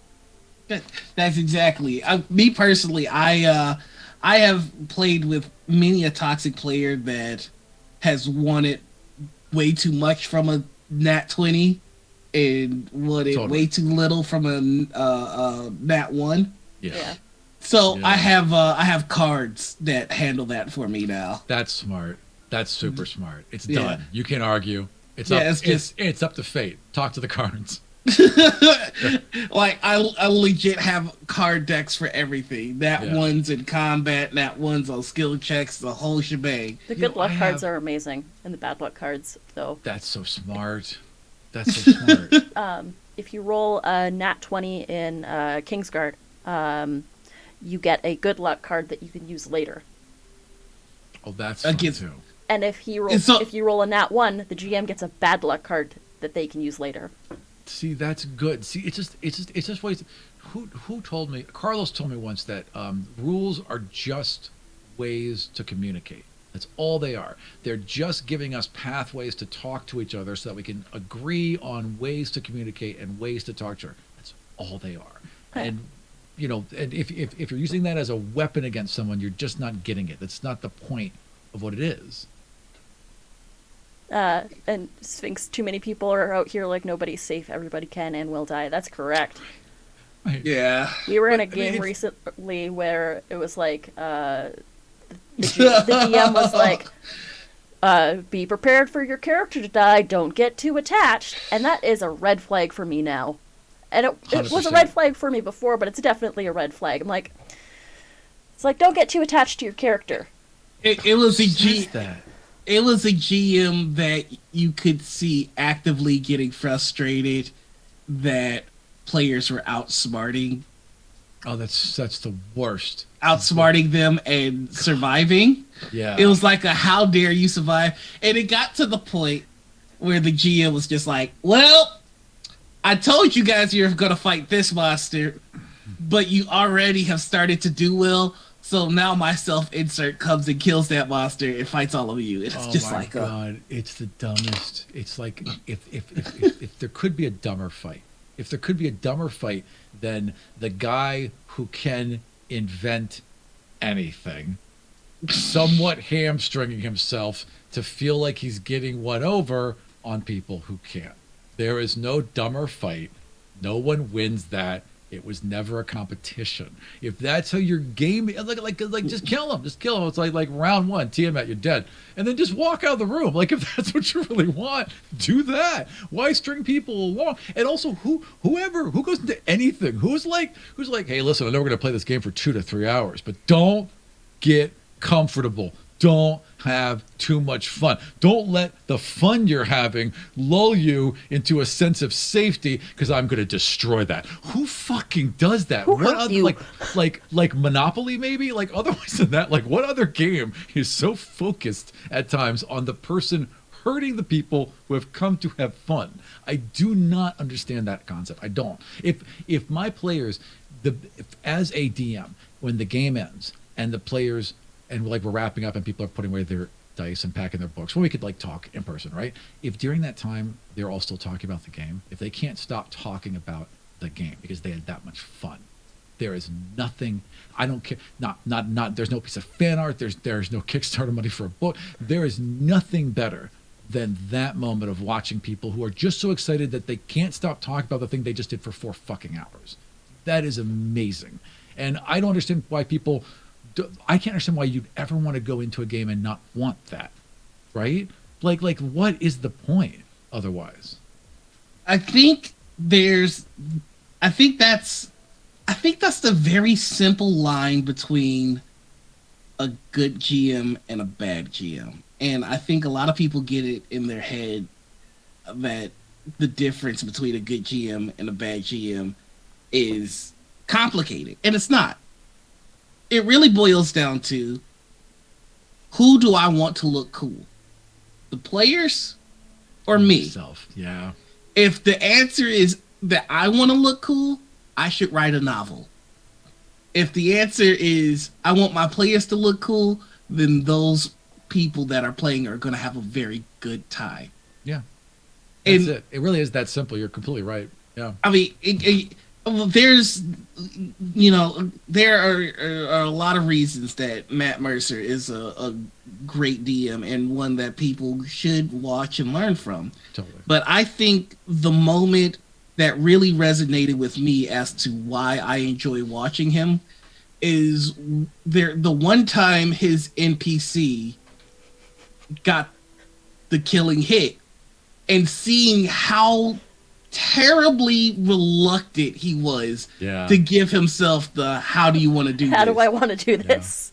Yeah. That is the side. No, it like really it was a sweet moment and we all felt something, but like if you sit down and kind of examine that moment and see, well, why was it so hard for him to do that? Yeah. Well, yeah. In the mind of a GM that is solely focused on making their players feel good, doing what he did is the antithesis of everything that he wants to do. It was just like, it feels like a waste almost. No, go ahead. It is watching a DM celebrate. It is a total waste. Watching a DM celebrate their players is the best. Like, who's the red-haired kid? I should know his name. Oh, Brennan Lee Mulligan. Brennan. When his, I'm not sure if it's his wife or his girlfriend, but when she just floors him, just kicks his ass, like has a plan that's masterfully built and just tears him down, takes whatever he has planned and shreds it to pieces in like a minute, and she does it every time. He just sits there. He's never looked happier. He's just like this joy that comes over his face when she's just obliterating him, and he just couldn't be happier about it. Yeah. That's amazing. That is like the best. You know it's going to be an amazing game. Yes. You know? I love that. And like, that is the secret sauce. She's so good. She is really She's so good. I've seen like I've only seen like 3 clips, and every single one is her just obliterating him, and it's always amazing. Like she's got and like usually it's like it's just in her head. Like you can see that the whole round before she's just been like taking things apart and doing 3D chess, and she's ready, every time. I don't know if you watch A Crown of Candy. No, but it's basically Game of Thrones in a refrigerator. No way. So they're like candy and like vegetables doing this really I love bullshit like that. That's political great. plot. Oh, Amazing. And it's the first time she plays a caster. Okay. And she plays a storm sorceress. and she single-handedly wrecks the final fight. Gosh. And it is so good. It's the best. It's the best to have a player that like again, Kay in my God's Fall game is one of the smartest human beings I've ever met in real life. I don't win arguments with her because she's smarter than me and knows things, right? So apparently that combination is really good for winning an argument because she has both of them. And I love being destroyed by her. I love it. I always learn something. It's always an amazing challenge. Like I would like to set up things that I thought I could fool her with for like a minute or two. Like if I could get 2 minutes, it was amazing. Like I got it over for 2 minutes. The surprise royal lesbian wedding, she didn't see coming. It's the only time I ever fooled her in the entire game, and she loved it. She just reveled in it. But like I love being wrecked by my players. That's the best feeling as a DM because they're so engaged. They're so engaged with what you're doing, with the challenge you set up in the world you built for them, that they are willing to take notes to destroy you. That is an amazing feeling, and it should be rewarded. Absolutely. Every time. How many pages are Darby's notes for Kingsguard right now? It must be insane. Yes. Darby is the note taker in our group, and or in any game that she's in, and literally, you could just see her typing away on mute the entire time. She's a stenographer. She literally takes That's amazing. She had to miss last session, but was in the chat, still Taking talking notes. shit. That's amazing. She was freaking out. Where is it? I think the first note that there we go, Arabella's notes. The first note that Darby wrote in that is, "My head is itchy from this wig."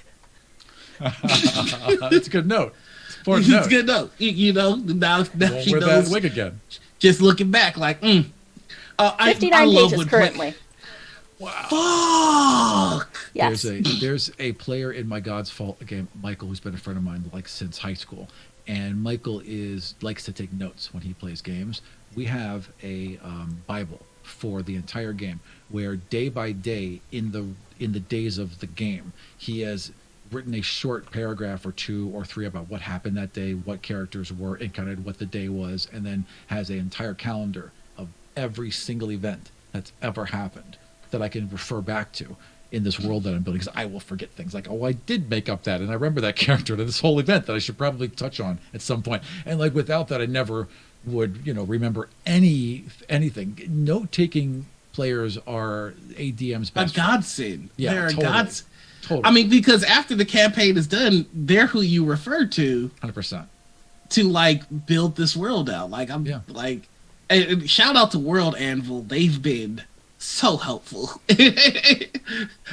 I love World Anvil with my whole chest. Tools like World Anvil and Incarnate and some of the things that people build Incarnate are just Mwah, amazing. mwah, mwah. Yeah. Because really, again, it's like there's a certain degree of thought where it's bad when everyone gets to do something. Like if you can't build a map using a pen tool in Photoshop, it ruins it for everyone else. I've never understood that frame of thought. I think making tools intuitive and available to everyone is better for everyone. And I think that this is a really good example of that because some of the stuff people have made with Incarnate is amazing. As someone who's drawn their own map, it is hard. It's hard, exactly. It's still difficult to do. It's not like it's like it's a cakewalk, right? And I think that people, I don't know, if you make a fantasy world and you can't show someone a map, I think it's a very difficult thing to translate at times. When I build a world, the very first thing I do is I have the big idea. This is what I want to do, and then I make a map because I need to see where people are and how the countries line up, and is there an ocean in between you, and what resources would you have, and would that lead to this conflict? I need that to help it make sense. Well, that's really good. See, it was hard, but it's just one. It's hard. Just the Kingdom of Arcades. That looks super hard. I got super lucky because I started God's Fall right around the time that Devin Rue began doing maps. So I linked up with her right away, and she did the God's Fall map. Yeah, she would never have time now, and nor could I possibly afford her. But at the time, it just lined up perfectly. So the God's Fall world map is her map, and it's just I Oh, love it. that's I love it. gotta be nice. That's the dream for me. If I could ever get Devin Rood to do the She's World so of good. Gloria, And I just like, and her art style is so unique, and a lot of it has to do with the fact that she just sees the world differently because of the fact that she can't see depth. Right? That's it changes how she draws and how she interacts and how she shades and it just you wouldn't get that unique perspective without the fact that she just sees things differently, and I just find that amazing. and I think like that's the thing. That's another thing that I love about the TTRPG community, or just hobby in general, which is your uniqueness can be a superpower here. Totally. And it's just, and it can educate. Yes, Yeah. and you can find your way here. Just gotta avoid the potholes and the assholes. Yeah, absolutely. And you can hit one once in a while. You just gotta put the tire back on, keep on moving. when Sarah pulled out, when Mustang Art put out the combat wheelchair, right? Amazing. What a Brilliant great idea. But such a good, but it reminded me that in a lot of these worlds, like especially because I was doing a Star Trek show, it reminded me that in some of these worlds that we consider liberal, open-minded, blah, blah, blah, they have just eliminated people with disabilities. They've just simply pretended like they don't exist, or when they do, it's like really awkward and bad, right? So like the captain of the first starship they're all going to engage with is a Trill who uses a wheelchair, right? And it's such a cool chair. It's like a hover one, right? So when they see her on the bridge, she'll be in the chair, and when she goes to leave the bridge with them, the chair just rolls out with her. The chair rolls out, and her second in command slides over to take that spot. Take the and helm. when she rolls back in, it moves back. And when the ship is under attack, they're all shaking around or anything. Her chair has its own independent stabilizer, so she's rock steady, running the ship as everyone else is. I love it. I saw the concept art that you visual. sent me. It's so fucking good. Oh, I love it. I love it. She just looks so badass. Oh, and absolutely. in control. It's like she could launch torpedoes from like sick bay. Like everything's with her at all times. That's right? so sick. Yeah. It's a cool character. It's a lot of fun. That is so sick. I'm gonna throw this art into the Zoom chat so that because I don't think that Noir's seen it yet. I don't think I sent that to you yet, and I'll have it up on my I'll repost the link on my Twitter too for people to look at it. But yeah, she is badass. So, like, and you know what? It's so obvious. Like, right. and that's right? the thing. That's the thing that the combat wheelchair really kind of exposed. Is that we have been so thoughtless about other people and in their perspectives and what they go through. Yeah, haven't even considered it. Considered it. And it makes so much fucking sense. Totally. In a world with magic, why wouldn't there be these badass combat with a world that has artificers? Yes. Right. In the same world that has an official product that has hell cars in hell. We can of course have a combat wheelchair. I mean, we have crazy, ludicrous things, and this one makes sense and is easy. I mean, it's just, of course we would. Of course we would. Of course there would be steam-powered dwarven, chairs that can like walk upstairs and shit. Of course that would exist. Of course it would exist. There'd be tons of them. Why is that the deal breaker for these fucks? I don't understand. Why is that the deal breaker for these clowns? Can we talk about the pushback that the combat wheelchair got and why? She got so much hate.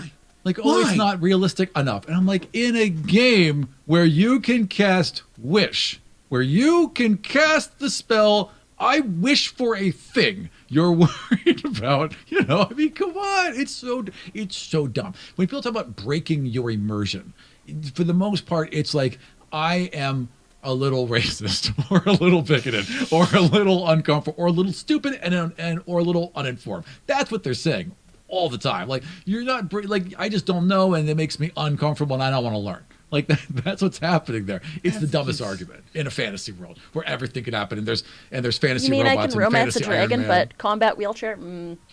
Yeah, just can't think about that. That's a stretch too far. It's just so can't cross dumb. that line. I just don't. It's like what they're telling me is like I can't imagine that. I can't think of that. I'm not creative enough to think of a world where that's a thing. That's all you're saying to me when you say something like that. And the argument that I saw that was the most upsetting is if we live in a world that has things like the heal spell, why would anybody still be, disabled? Right. And it's just like, if we could wipe out an entire group of people, why wouldn't we? It's just like, no, dude, no. Can you cast heal me being gay? Like, where is your line for that? Where is your line for the identity of something being wiped out because you don't think that that's normal for a person? Like, where are you drawing that line? It's just insane. Also, like in a game where it's supposed to represent, like the whole point of it is to escape. Again, escape to a fantasy world, and you're telling that person, except for you, except you have to pretend to be me. I could pretend to be a version of me where I'm super strong and can do shit. But you don't get to pretend to be a version of you. You have to pretend to be a version of me so I can enjoy it. And that's an argument people have with other human beings. It's really ridiculous that my ideal is the only ideal, and I can't see somebody wanting to be disabled in a fantasy world. It's the craziest thing. Dude. Also, who are these people who don't want to learn and do new things? It's a fantasy game. You're playing Dungeons and Dragons. You're looking for an adventure. Learn and do new things. Also, try new things. Even to think about it this way, in a world where heal exists, why is anybody... Heal is a 6th level spell. Right. Yeah. Meaning you need to be very... Not everybody can afford that service in a We live economy. in a world of heart transplants. People die without them because they don't have money. You want it to be real? Let's have it be real. Whenever I want realism. Oh, do you now? Do you want realism? Do you want me to apply capitalism to this mad? Oh yeah, let's go. Let's make it real. Let's make it really scarce, and you have to pay a lot and work really hard to get just a little bit. Let's play that game, Chad. Let's do GoFundMe's, but in a fantasy economy. Yeah, oh absolutely. My God.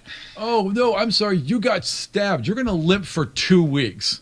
2 weeks, Chad, because that's real. So for 2 weeks, you're rolling with disadvantage. 2 real in-game weeks. I mean, you can ruin anything with that. If you really want to, you can. All right, so the wizard casts fireball and everybody dies. Don't I get a dexterity save? No. You can't outflip a fireball because that's not realistic. Can't outrun oxygen, Chad. Can't do it. It's all some version of Chad or Gerald or Kevin. Or Chet. Chet is the parents are assholes. There's no way that they were in the delivery room and went, I feel like a dick. I feel like a bitch. Let's call him Chet. Kyle. That's the only way that happened. No. Look, I've met some pretty decent Kyles. I've never met a Kyler that I'm cool with. No, it's like it should be Tyler, but it's not. It's Kyler. Yeah, that's like, and they're like, I was really. I've never met an okay Tyler. It's pushing it. I would have said Tyler Posey, but then I've seen him on TikTok, and that guy's got problems. That guy's got some problems, so I can't even say that one. Oof. What the fuck is a Kyler? Do you know who's super messy on TikTok, but in a really fun way? Artie from Glee. What is that kid's name? I know you. What is that kid's name? Oh, he's on TikTok with here's my throuple, and here and it's in this messy, talking industry stuff, no filter whatsoever, and just having the time of his life. Kevin McHale. Kevin McHale. Yeah, that's a good Kevin. That's one of the good ones right there. Kevin. Yeah. Messy. When they were talking about the lead female character, I can't remember her name. Oh, Leah. Damn it. Leah Michelle. Yeah. Oh, he was messy. He was being bad messy. Yeah. He will just say whatever's on his mind. I'm not sure if you're going to be on a show again, but you are fun.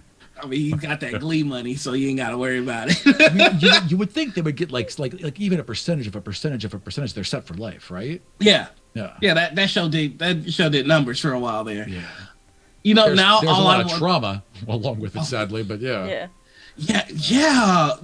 A lot of bad stuff followed that show. Yeah, a lot of pain, and it sounds like a lot of pain building it too. So I guess anything good, but like, well, Yeah. good, but you know, yeah. It was what it The was. first season, I was a religious convert. Like that first season, I was like, this is a wonderful, joyous thing that will never be ruined, that I will enjoy forever. And then it's like just cratered in a way that, like, Yeah. wow. They started having some really uncomfortable plot lines. I'm just gonna say, You look back and at some of if them and like, wow, like it, they really made Tina sing Gang Up Style, like they actually fucking did that. Like there's so yeah, many of those things in it. It's like, oh man. and if I had to see Will rapping one more time, I was gonna shoot somebody. It's like what is it with white people and like, this is something that other people do and I am barely competent at it, and look how amazing that is. Like what, like I barely got through this and I should be rewarded for that. What an accomplishment to be mediocre at something we don't normally do. Come on. The power of the mediocre white guy, like Amazing. it's So proud of unstoppable. it. So proud. I mean, too. I don't even think they had a black guy. Now that I think about it, I don't know if you I don't know if you could tell, but I'm still white. And like, yeah, pal, we know you're fucking white. We know that was average. I mean, we know. Why are you so happy about it? They did they have? I think like the cast kind of expanded like the Avengers. Like in the later years, there was like that live action Glee, which I never quite understood, and that kind of like was like a feeding farm to throw kids onto like the fake Glee, and like I never what was that? Like I never understood what was going on there. It's like with RuPaul's Drag Race, how there's Drag Race, and then there's like that sideshow where like they just talk or something. Oh, what the fuck that's about? But it exists, and I'm aware of it enough to know that it has drama, right, and affects the other thing, but only like I'm slightly. so mad at Drag Race for pulling me in because I was like, "There's no way I'll ever watch this." I know. And then I watched it once, and it's more Suckers. competitive just than pulls you right any back in. sport you will ever watch, and it's even nastier. It is, and it's like, and they do everything. They cut and they sew and they dance and everything, and they get set up in ways that are brilliant, and they get like. As terrible as it can be, it's still a celebration of the thing. Like at its core, it's still a celebration of these kids and the work that they're doing. So it gets away with it. But yeah, I mean, there's so much fucking trash on it still. Felicity in chat. I can barely get through a rap, and I should be on TV about it. Yep. Untucked. That's the show. Untucked. That's what it's called. Untucked. Exactly. That was one that I kind of know exists. Yo, I just looked through the cast of Glee, and there isn't a black dude in sight. No. I had to really think about it too. I'm like, no, there's no way that they did. Even on like extra Glee, like whatever that was. Yeah. Wow. I had even no like idea. I think like in the all boys school, there was like a tertiary character that had a couple lines, and that was it. Yeah. Yeah, I had to go to the full cast, and I'm still scrolling. So give And me a it's sec. not a small cast. It's not a small cast. It's a lot Okay, of I people. found one. Right. And Chad many Overstreet episodes? counts as 10. yeah. How many speaking lines? 2. Also, like Chad Overstreet counts as 2 white people. Like whenever you're doing numbers, he counts as 2 white people, flat out. It's just true. Oh my god. Oh my, yo, just hopping back to Drag Race for a second though. I live right next to Boys Town, and when I tell you when the season finale of Drag Race goes down, it is like the fucking Super Bowl. Like Wrigleyville is taking over. Like the whole thing is shut down. There's this constant siren that's just going off from someone somewhere. Like there is a queen yelling somewhere at the highest pitch they can manage. Like last time it happened, it was at Roscoe's. Don't ask me why. No. Definitely at Roscoe. Of course, it was at Roscoe's. Yeah. And they had a few former contestants in attendance watching it. Yeah. And like you couldn't, there was no room. Like it was packed. My god! When I used to work for gay media, right? Like there's a circuit that the contestants do. They're on the show, and then they just go on a circuit. Like a couple of them will team up and hit nightclubs all over the city. They'll just go on a tour, right? And so I would always interview them when they came in and filmed them doing their acts. And like some of the like they will just talk. They will just tell you anything you want to hear, and it is amazing. Like the whole industry seems to live off talent and tea. That's it. That is the lifeblood of all drag: talent and tea. Talent and tea would be good on a T-shirt. Wouldn't it? It would. It really it would would. That would be a kick-ass show. Yeah, totally. No, put that on a pride shirt. Talent and tea. That's the second shirt I would come up with. There would be talent and tea, and then I was in a game where there was a naked dwarf who had to punch someone, but they were a paladin, so they got to punch someone with like all their divine fists. It was just like a hammer, and I was like, every dwarf is also a hammer. That was the quote that went out over that one. It's true. Every dwarf is also a hammer. This is what it is. I mean, you're not wrong. That was a fun game. I got to play in a couple really fun Jaspers games this weekend for some good good people, and that was great. Like as someone I was in the hospital a couple of years ago for a suicide attempt, and I struggle with my whole life. And sometimes it's like easy to talk about, and sometimes it's very hard. So sometimes Jasper's game day is very intimidating, right? Like I almost want to hide from all of the awareness, right? Yeah. It's an amazing charity, and it's nice to see like everyone kind of agree that like something needs to, you know what I mean? Like everyone's like, I know someone, this has personally affected me. Or it's me, and I want to make this better. Oh, yeah. And it's a very genuine one, and I like that. I completely get how you feel. Also, I think I've talked about it here or on my own stream where I also had an attempt, and the Jasper thing is a little intimidating because it feels like, even though nobody knows, it feels like everybody knows, and it's just like we're being aware of you, and it's just like, okay, you feel like being under a microscope. Yeah. So I get that. I'm sorry, you were going to say something, and I jumped on you. Oh no, I was going to say that I've had like 2 family members that have taken their own lives just because bullying or depression or trying to live in a closet in a very homophobic community. Like, it's tough, and it's tough to be the person that's left after what happens. For sure. It's very tough. I've lost, there's so many people in the gay community. Like, I mean, again, I'm 45-year-old. You do lose people, but it does seem like, when society's trying to chase you out, sometimes you get chased out. It's just sometimes what happens. Like, of course that's what happens, you know? Yeah. Oh yeah, it's no one should have to live with being hated or that sort of thing, or that sort of weight. Like, just it's so hard. It's so hard to get through. But it sounds stupid corny, but it does get better for people.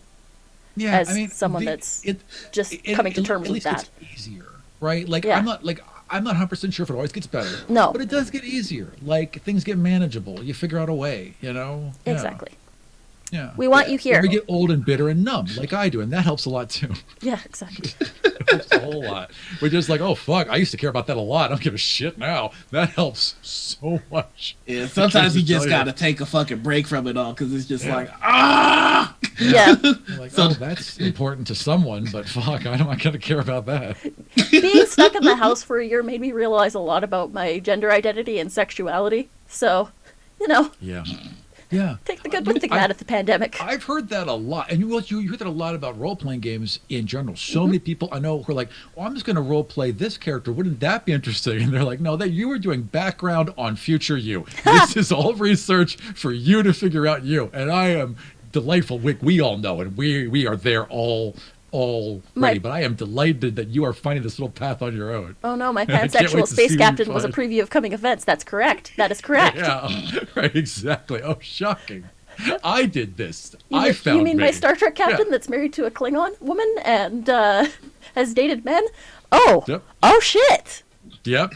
Every single character every single character I made from like the ages of like 8 until like 14 might as well have been like, Hope this doesn't awaken anything. D6. I'm like, oh, it did. There it is. You know, Diana had a really good point about this, Super Dylan, which is like, I love her.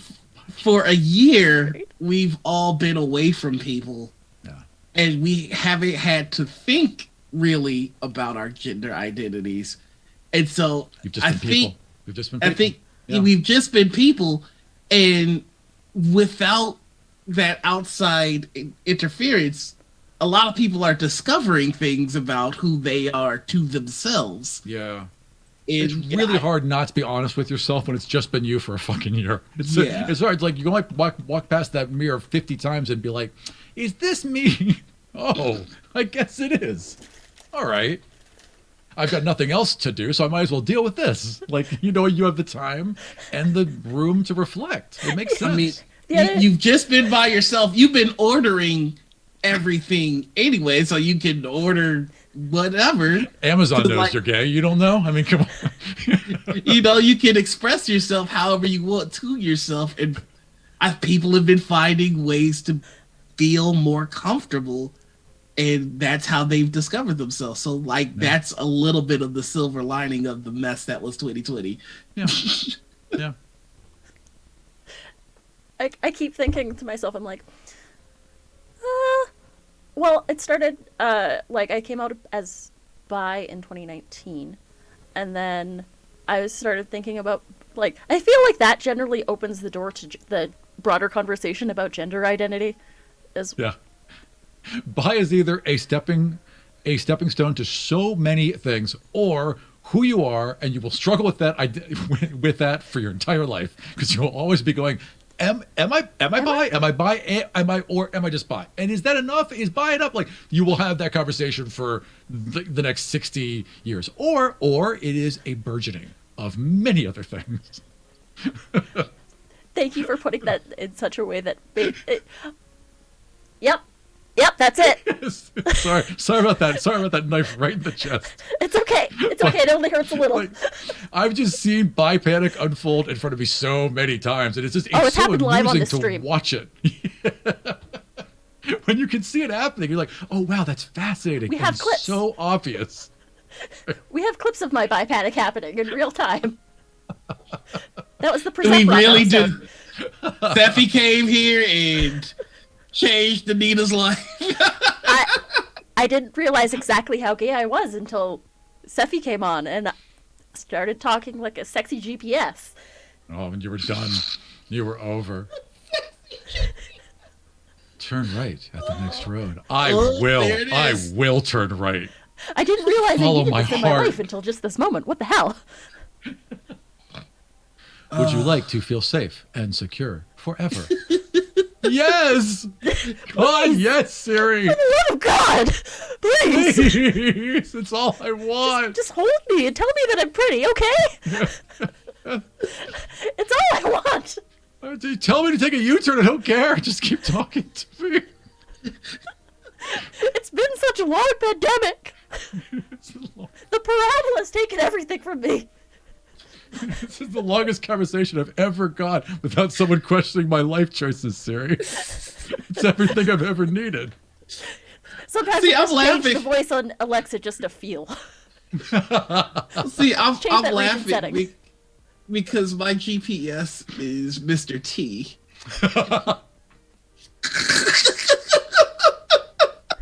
That's great. Turn left, fool. Who doesn't turn left? Every 5 minutes. Like, okay, dude. That guy's got like one setting. Like, there's no like casual Mr. T. Like, there is no casual. No. You not Mr. T is not about to whisper sweet nothings into your ear. Everything's so intense. Like there's that like 80s interview where there's like this like affable, if kind of ignorant white guy, but like not bigoted, just kind of like, clueless white guy, like most of them, right? And he's like going on about like, oh, so what are your chains about? And he's like, these are from my ancestors. And he's like so fucking intense, like he's yelling about it, and he's like, he's right and so well thought out, and it's so interesting the points that he's making and how detailed, and like he's very, he's like thought about all of this, but it's like that same yelling tone for everything. Like, that's what this is, and I will describe it to you in many colorful words that I have clearly thought about. It's like, okay, dude. Jesus. I love the fact that he's tiny though. Yes. Mr. T is short. Yes. He's so How short. tall is What Mr. do you T? what do you feel? He's like He's five, my height. 7. Yeah, he's like a Tom Cruise height, right?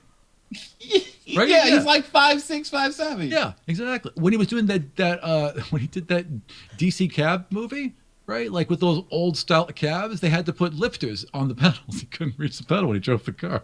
They have it officially listed as 5'10", but I can tell you firsthand Bullshit. that's bullshit. Bullshit. That is And he's bullshit. definitely old enough to have lost an inch, so it's probably 5'6". That is bullshit. Oh yeah. He's a tiny man, and that's okay. He for a long time was like 5'6.25" or 5'7" and something. He was definitely an and something guy. There's no doubt about that. Oh my god! Apparently, I've stumbled onto a conspiracy, which there's like several videos of how God. tall is Mr. T really. Oh my god. Oh my god. They It can't was quite that crack dumb, the code. they can't. What was that dumb one where like, look, Biden's doing a fake press conference. Look where this microphone is. I'm like, yeah, yes. There's a giant green screen they put in front of the White House so you can fake a press conference. You morons! Like, why? Why is everything like that? It's like, oh, I don't. so many real conspiracies. I Real ones.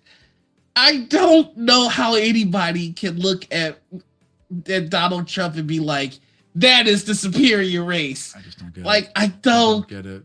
I don't, and I'm not fat shaming or anything like that. I'm just like, he looks like a bucket of ugh. Like There are plenty of people twice my size that can move more than I can, that have hell of a lot more endurance than I have, that are in shape people, right? He is not one of, I don't care how thin he is, that man would never be in shape. He is allergic to the concept of like work and training and commitments. Like those don't exist for him. it's bad. It's bad. It's very bad. It was so like I am pretty progressive, and I was worried about Biden, right? I was worried about him, but I gotta say, like, there are things I definitely still have issues about. But the fact that this guy will be like, he'll look at a thing. If you put a thing in front of him, he will more than likely look at it, make the right decision, and then just be like, we're doing this. Like, no pussyfooting around, no polls. We're just gonna do it. Just throw it in there, throw it in a bill. Let's do it. Just do it. Just that's kind of exciting.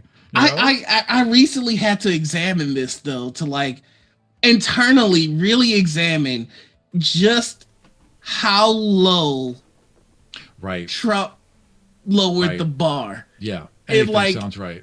And like when we celebrate Joe, it's just like, yeah, he'll read the CIA, he'll read the documents that people put in front of him. It's just like, remember when name a job where you cannot read the required reading and keep it and be proud of it and like trumpet the fact, right? Do you remember like during Biden there were people that were trying to rehabilitate Bush Jr. and you would see those memes like the whole miss me yet meme, and it'd be his little smiling face with the wave. And then like when Trump was in office, all the liberals were like, yes, we actually fucking do. They were sharing that meme. It's like, holy crap, somehow you did it, but yeah, we do. We missed Bring back the war criminal. Bring him back. Bring back that war criminal. Put him on top of a pile with a flag. We don't care. Anyone else but this guy. Like, it was amazing. It was amazing.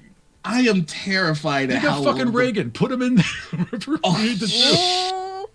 No, don't though. No, don't. I mean, trust me. No one hates Reagan. Like there's like as much as I hate Trump, I'm like I hate Reagan just a little bit more. You know. I think I'm on the same wavelength with you there, because it's just like, oh, Reagan. But it all started with him. Yeah, that's the problem. 100%. Like. The fall of America starts with Reagan. Yeah. The trickle down economics horse shit is just but I'm not going to get into that. What I am going to get into is just like, I'm just so terrified of how low the bar has been set. Yeah. That it's just in everything. I don't think it's president. Everything. I'm afraid of what the future looks like, because it's bad now. Like we have. Yeah. It's bad. It's bad, and I want to move to Canada. It's not going to help. Like, I mean, like, Canada's a lot better than the U.S., no doubt. But again, like, We have the problems. vaccine rollout is a pretty good indication. And also, like, Yeah. a fifth of you are kind of crazy, and just like there's that one part of you that is like nuts, and like and I think Australia is like the same way. Like Australia is like America basically, with a lot more shit that'll kill you. Yeah, we've like got a lot more natural Republican shit that light will up kill here you. with the Conservative Party. Totally. It's like it's like There are diet Canadian Trump fans, Oh, which I yes. still don't Insane. understand. There's that hockey guy who was a huge Trump fan who has like that radio show, and like, yeah, it's just nuts. It's like, please be fans of cool guys. Like, we have some cool guys. Like, don't be fans of him. Like, and that represents all of us. Yeah. But you know what? Let's talk about some. I'm trying to think of something good. Like, it can't be the Olympics, because Olympics are going to be a disaster. I'm trying Yes. to think of something like, what's happening that's happy? Is there anything? Oh, Marvel's making a bunch of movies, and we're all going to love them. So, Yes. I Oh guess, yes. We've got that going. Yeah. You They know don't this. miss. They don't. When they were the Captain Cool. America shots, right? Whenever Sam was running during that training montage, the camera set it up so there was always room on his left. On his left, and yeah. it's like 2-second shots, and I'm like, are you kidding me? Like, you're that accurate about everything. Yes. It's just amazing, except for the total lack of anyone queer. Otherwise than that, their accuracy is pretty good. And I don't take Captain America having a sad talk about some guy who lost his boyfriend and tapping him on the shoulder. That doesn't count. That does not count. It No. has to be in spandex and shooting lasers, and then we're fine. Damn, I really didn't realize how much they have missed with that. All they do is make Bucky bi. It made all the sense in the world. There's no reason Bucky should not be bi. He They just pulled should be that bi. away, and Yeah. they pulled that away from y'all, and I'm Should be still. true. Because Cap is the kind of dude, right? Sorry, not Cap. You can't call him Cap. I'm sorry. What the hell is his real name? What is this? Steve What's Rogers? Steve his Rogers? real name. His real name. Yeah, Steve Rogers is the kind of straight guy who is perfectly comfortable with being a straight, can have the best friend who's in love with him, and be a totally supportive part of that friendship, but never without ever being able to return that kind of love, but still it not damaging the fabric of it at all. Like, that would have made absolute total sense. That whole relationship made absolute sense that way, and they took it away. Yeah, For no reason. there's You know. Yeah, instead Very- of having one of the Russos in a 30-second "I lost my boyfriend" in the Right. snap scene. There's never going to be a Marvel scenario in a movie or TV show where Bucky has a happy domestic life. It's never going to happen. So there's no reason for him not to be this character. If they're never going to explore it anyway, aside from like some light flirting, like, what does it fucking matter? Why do you have to clamp down on it? Why do you have to put out the denial Yeah. of it when China. people are just having Yeah, Disney is always worried You about the know? international audience, Felicity and chat. Yeah. They could only put queer people in scenes That that can does easily suck. be cut for China. Yeah, Like the kiss it in Star sucks. Wars. Yeah. that upset me. Oh, yeah, Like, pissed. oh man, I thought they were gonna have a LGBTQA character in Eternals. Oh yeah. Am I just imagining No, that? I think they're Hold going on, to. let me. I think you're right. Yeah. Honestly, I swear to God, if they're in this movie for like 2 scenes, I'm gonna be pissed. If DC was smart, man, they would just crank their weird level up to 11, right? Just go in for all the counterculture stuff that Marvel and Disney won't touch. Like, make it dark and gritty, and like, not Snyder dark and gritty where it's dumb, but like dark and gritty where like it's interesting with the characters and you're seeing stories that aren't told in the Exactly. general. You know what I mean? Like, do that. Be that. Don't be like Marvel light. Go do that. DC's built for that. Well, that's the Once thing, you get past too. all It's the like- God stuff. Do you know how hard people would lose it if you did the Gotham City Sirens with Harley Quinn Oh my God, and it'd be Poison amazing. Ivy in a relationship? You guys have been watching the HBO show, right? The Harley Quinn show on HBO. I have, yeah. It- So good. It's perfect. It's perfect. Just do that. Just do that. Don't break Seriously. glasses, baby. Seriously, it's such a good show. It's so funny. I laugh so hard watching that show, and it's so like loving with the characters too. And it's a perfect mix. You took a wacky group, right? And you put them like they knew with Clayface, they're like, "Oh, we're gonna pick this actor, and he's gonna have fun." Like when when Clayface was on the college campus pretending to be in the sorority, I was in pain. I was laughing so I hard. was crying so hard. It's amazing. Even as Clayface at the end of the episode, Yeah, he's still crying about the fake boyfriend. I know. It's amazing. So committed. Oh my god, I love it. Harley Quinn, you gave me cancer? Why'd you even make this? Like, love that show so much. Where's my goddamn car, Bruce? Yeah, I say that to myself like once a day. Like I'll just be like buttering bread. Where's my goddamn electric car, Bruce? That's the thing though. Like DC has so many properties that could go somewhere in a live action movie if they Totally. just had faith in it. Yeah. But they don't have faith in their own product. No, So how can anybody else care if they Yeah. don't? Because they don't. They think they have to be Marvel. They have to be this massive interconnected universe where everything's $400 million to make. Right? They don't have to. They can tell smaller stories. Yeah. You know, that was proven with I mean, and again, Marvel proved it sadly. But like when they did Daredevil and they did you could build audiences with kind of small, a little bit overlapping stories that way. They can do those all day if they wanted to. They nail it with their animation. Oh yeah. DC makes fantastic animated series. Well, that's because they have someone like specific behind the helm with the animation. They don't really have any Yep. one specific person. They don't have a Kevin Feige. Yep. Noir You goes need off a on this all the creative time. guide. is You need a Yeah. creative person like that has the scope of the whole product, right? Birds of Prey was good. You're right, Felicity, Yep. but it was It not good. canonically queer, really. There were a couple. Yeah. There were. I mean, it was a little uneven, but that scene of her attacking the police department was just poetry. Oh, that yeah. was gorgeous. That was the last I movie that l- I saw in theaters, and it was a good last movie to have seen in theaters. I That is a love good the hurrah. Huntress. Right, she I love was Huntress. my favorite. Yeah. She was my favorite. She was so fed up with everything. Like I do love seeing characters that are just exhausted with living. Like I do really enjoy that, where they're just dragging themselves through existence and like finding a way to move on. I love that. I love Oh, that. that was the last movie Felicity saw too. No. It's a think of good the last choice movie I for saw. if you have to never see a movie in theaters again. That's actually a Yeah. really good question. If you had one movie that you could go back and see in theaters, like, and it would be the last movie that you ever saw in theaters, what would it be? The movie or to recreate the experience? To recreate the, let's do, yes, to recreate the experience. Recreate the experience. Recreate the experience.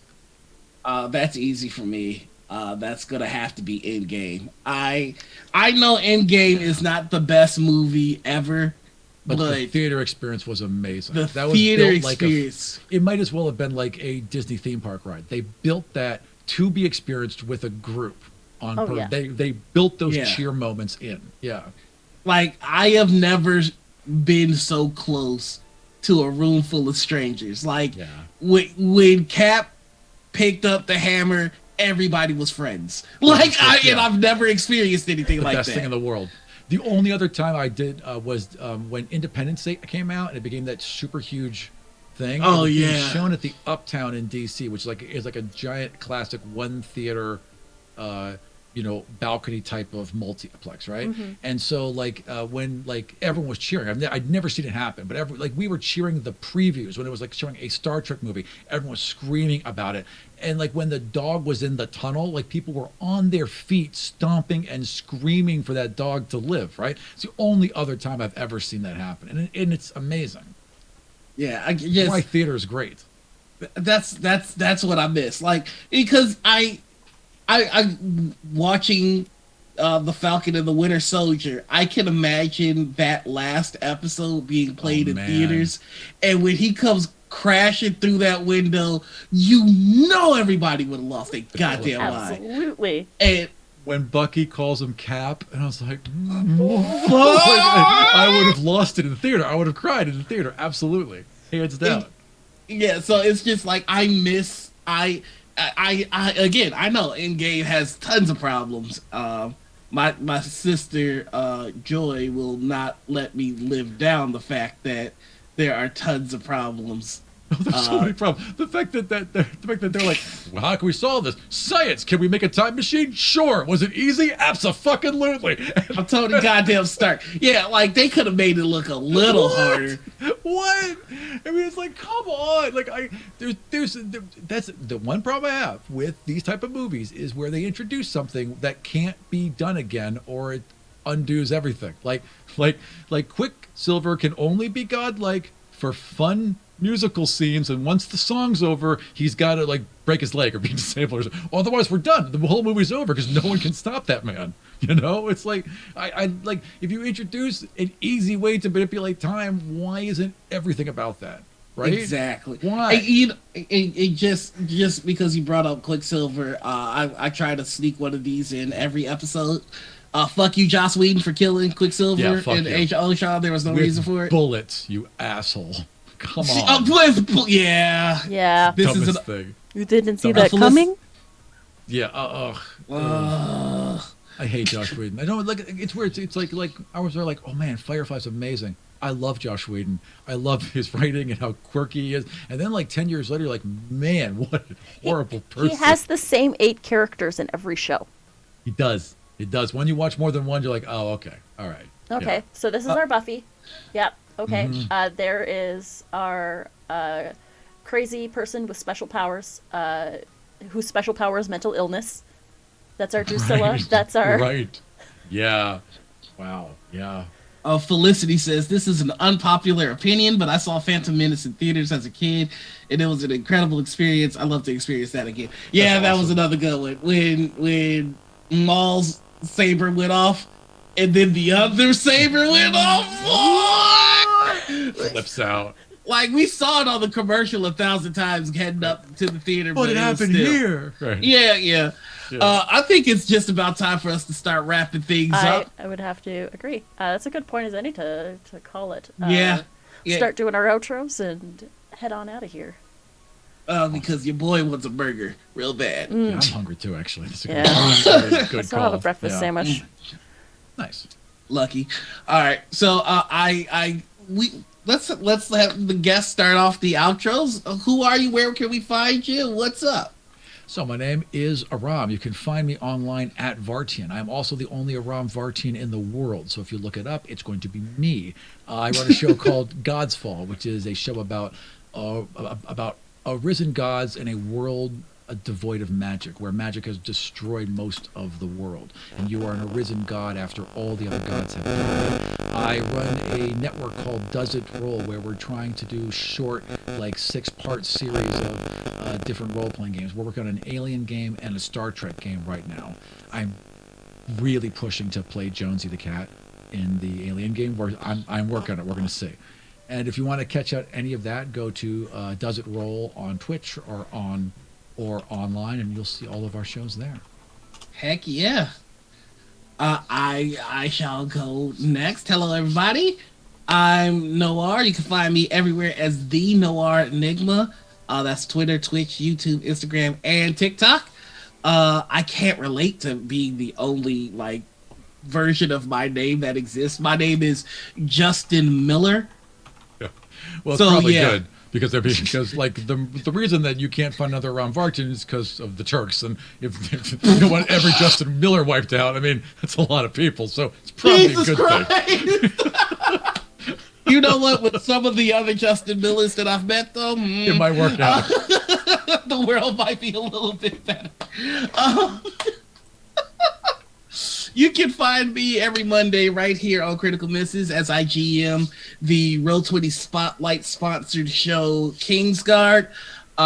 You can find me every Tuesday over on Bards and Barbarians channel, where we play Outbreak, Dread Rising. The zombie apocalypse started during a comic book convention, but don't worry, we made sure Carrie Yules is safe.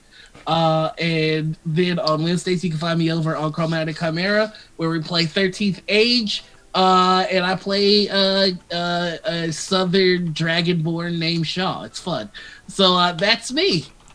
And that leaves it to me. I'm trying to do 2 things at once because ADHD. Hi, everybody. I'm Anita or Panita or Critical Misses. You can find me everywhere online at Panita or at Critical Misses. I am a TTRPG streamer, so you can find me here Monday, Wednesday, and Friday. Monday for Kingsguard, Wednesdays for Under the Pale Cold Sun or Vampire the Masquerade 5e Chronicle.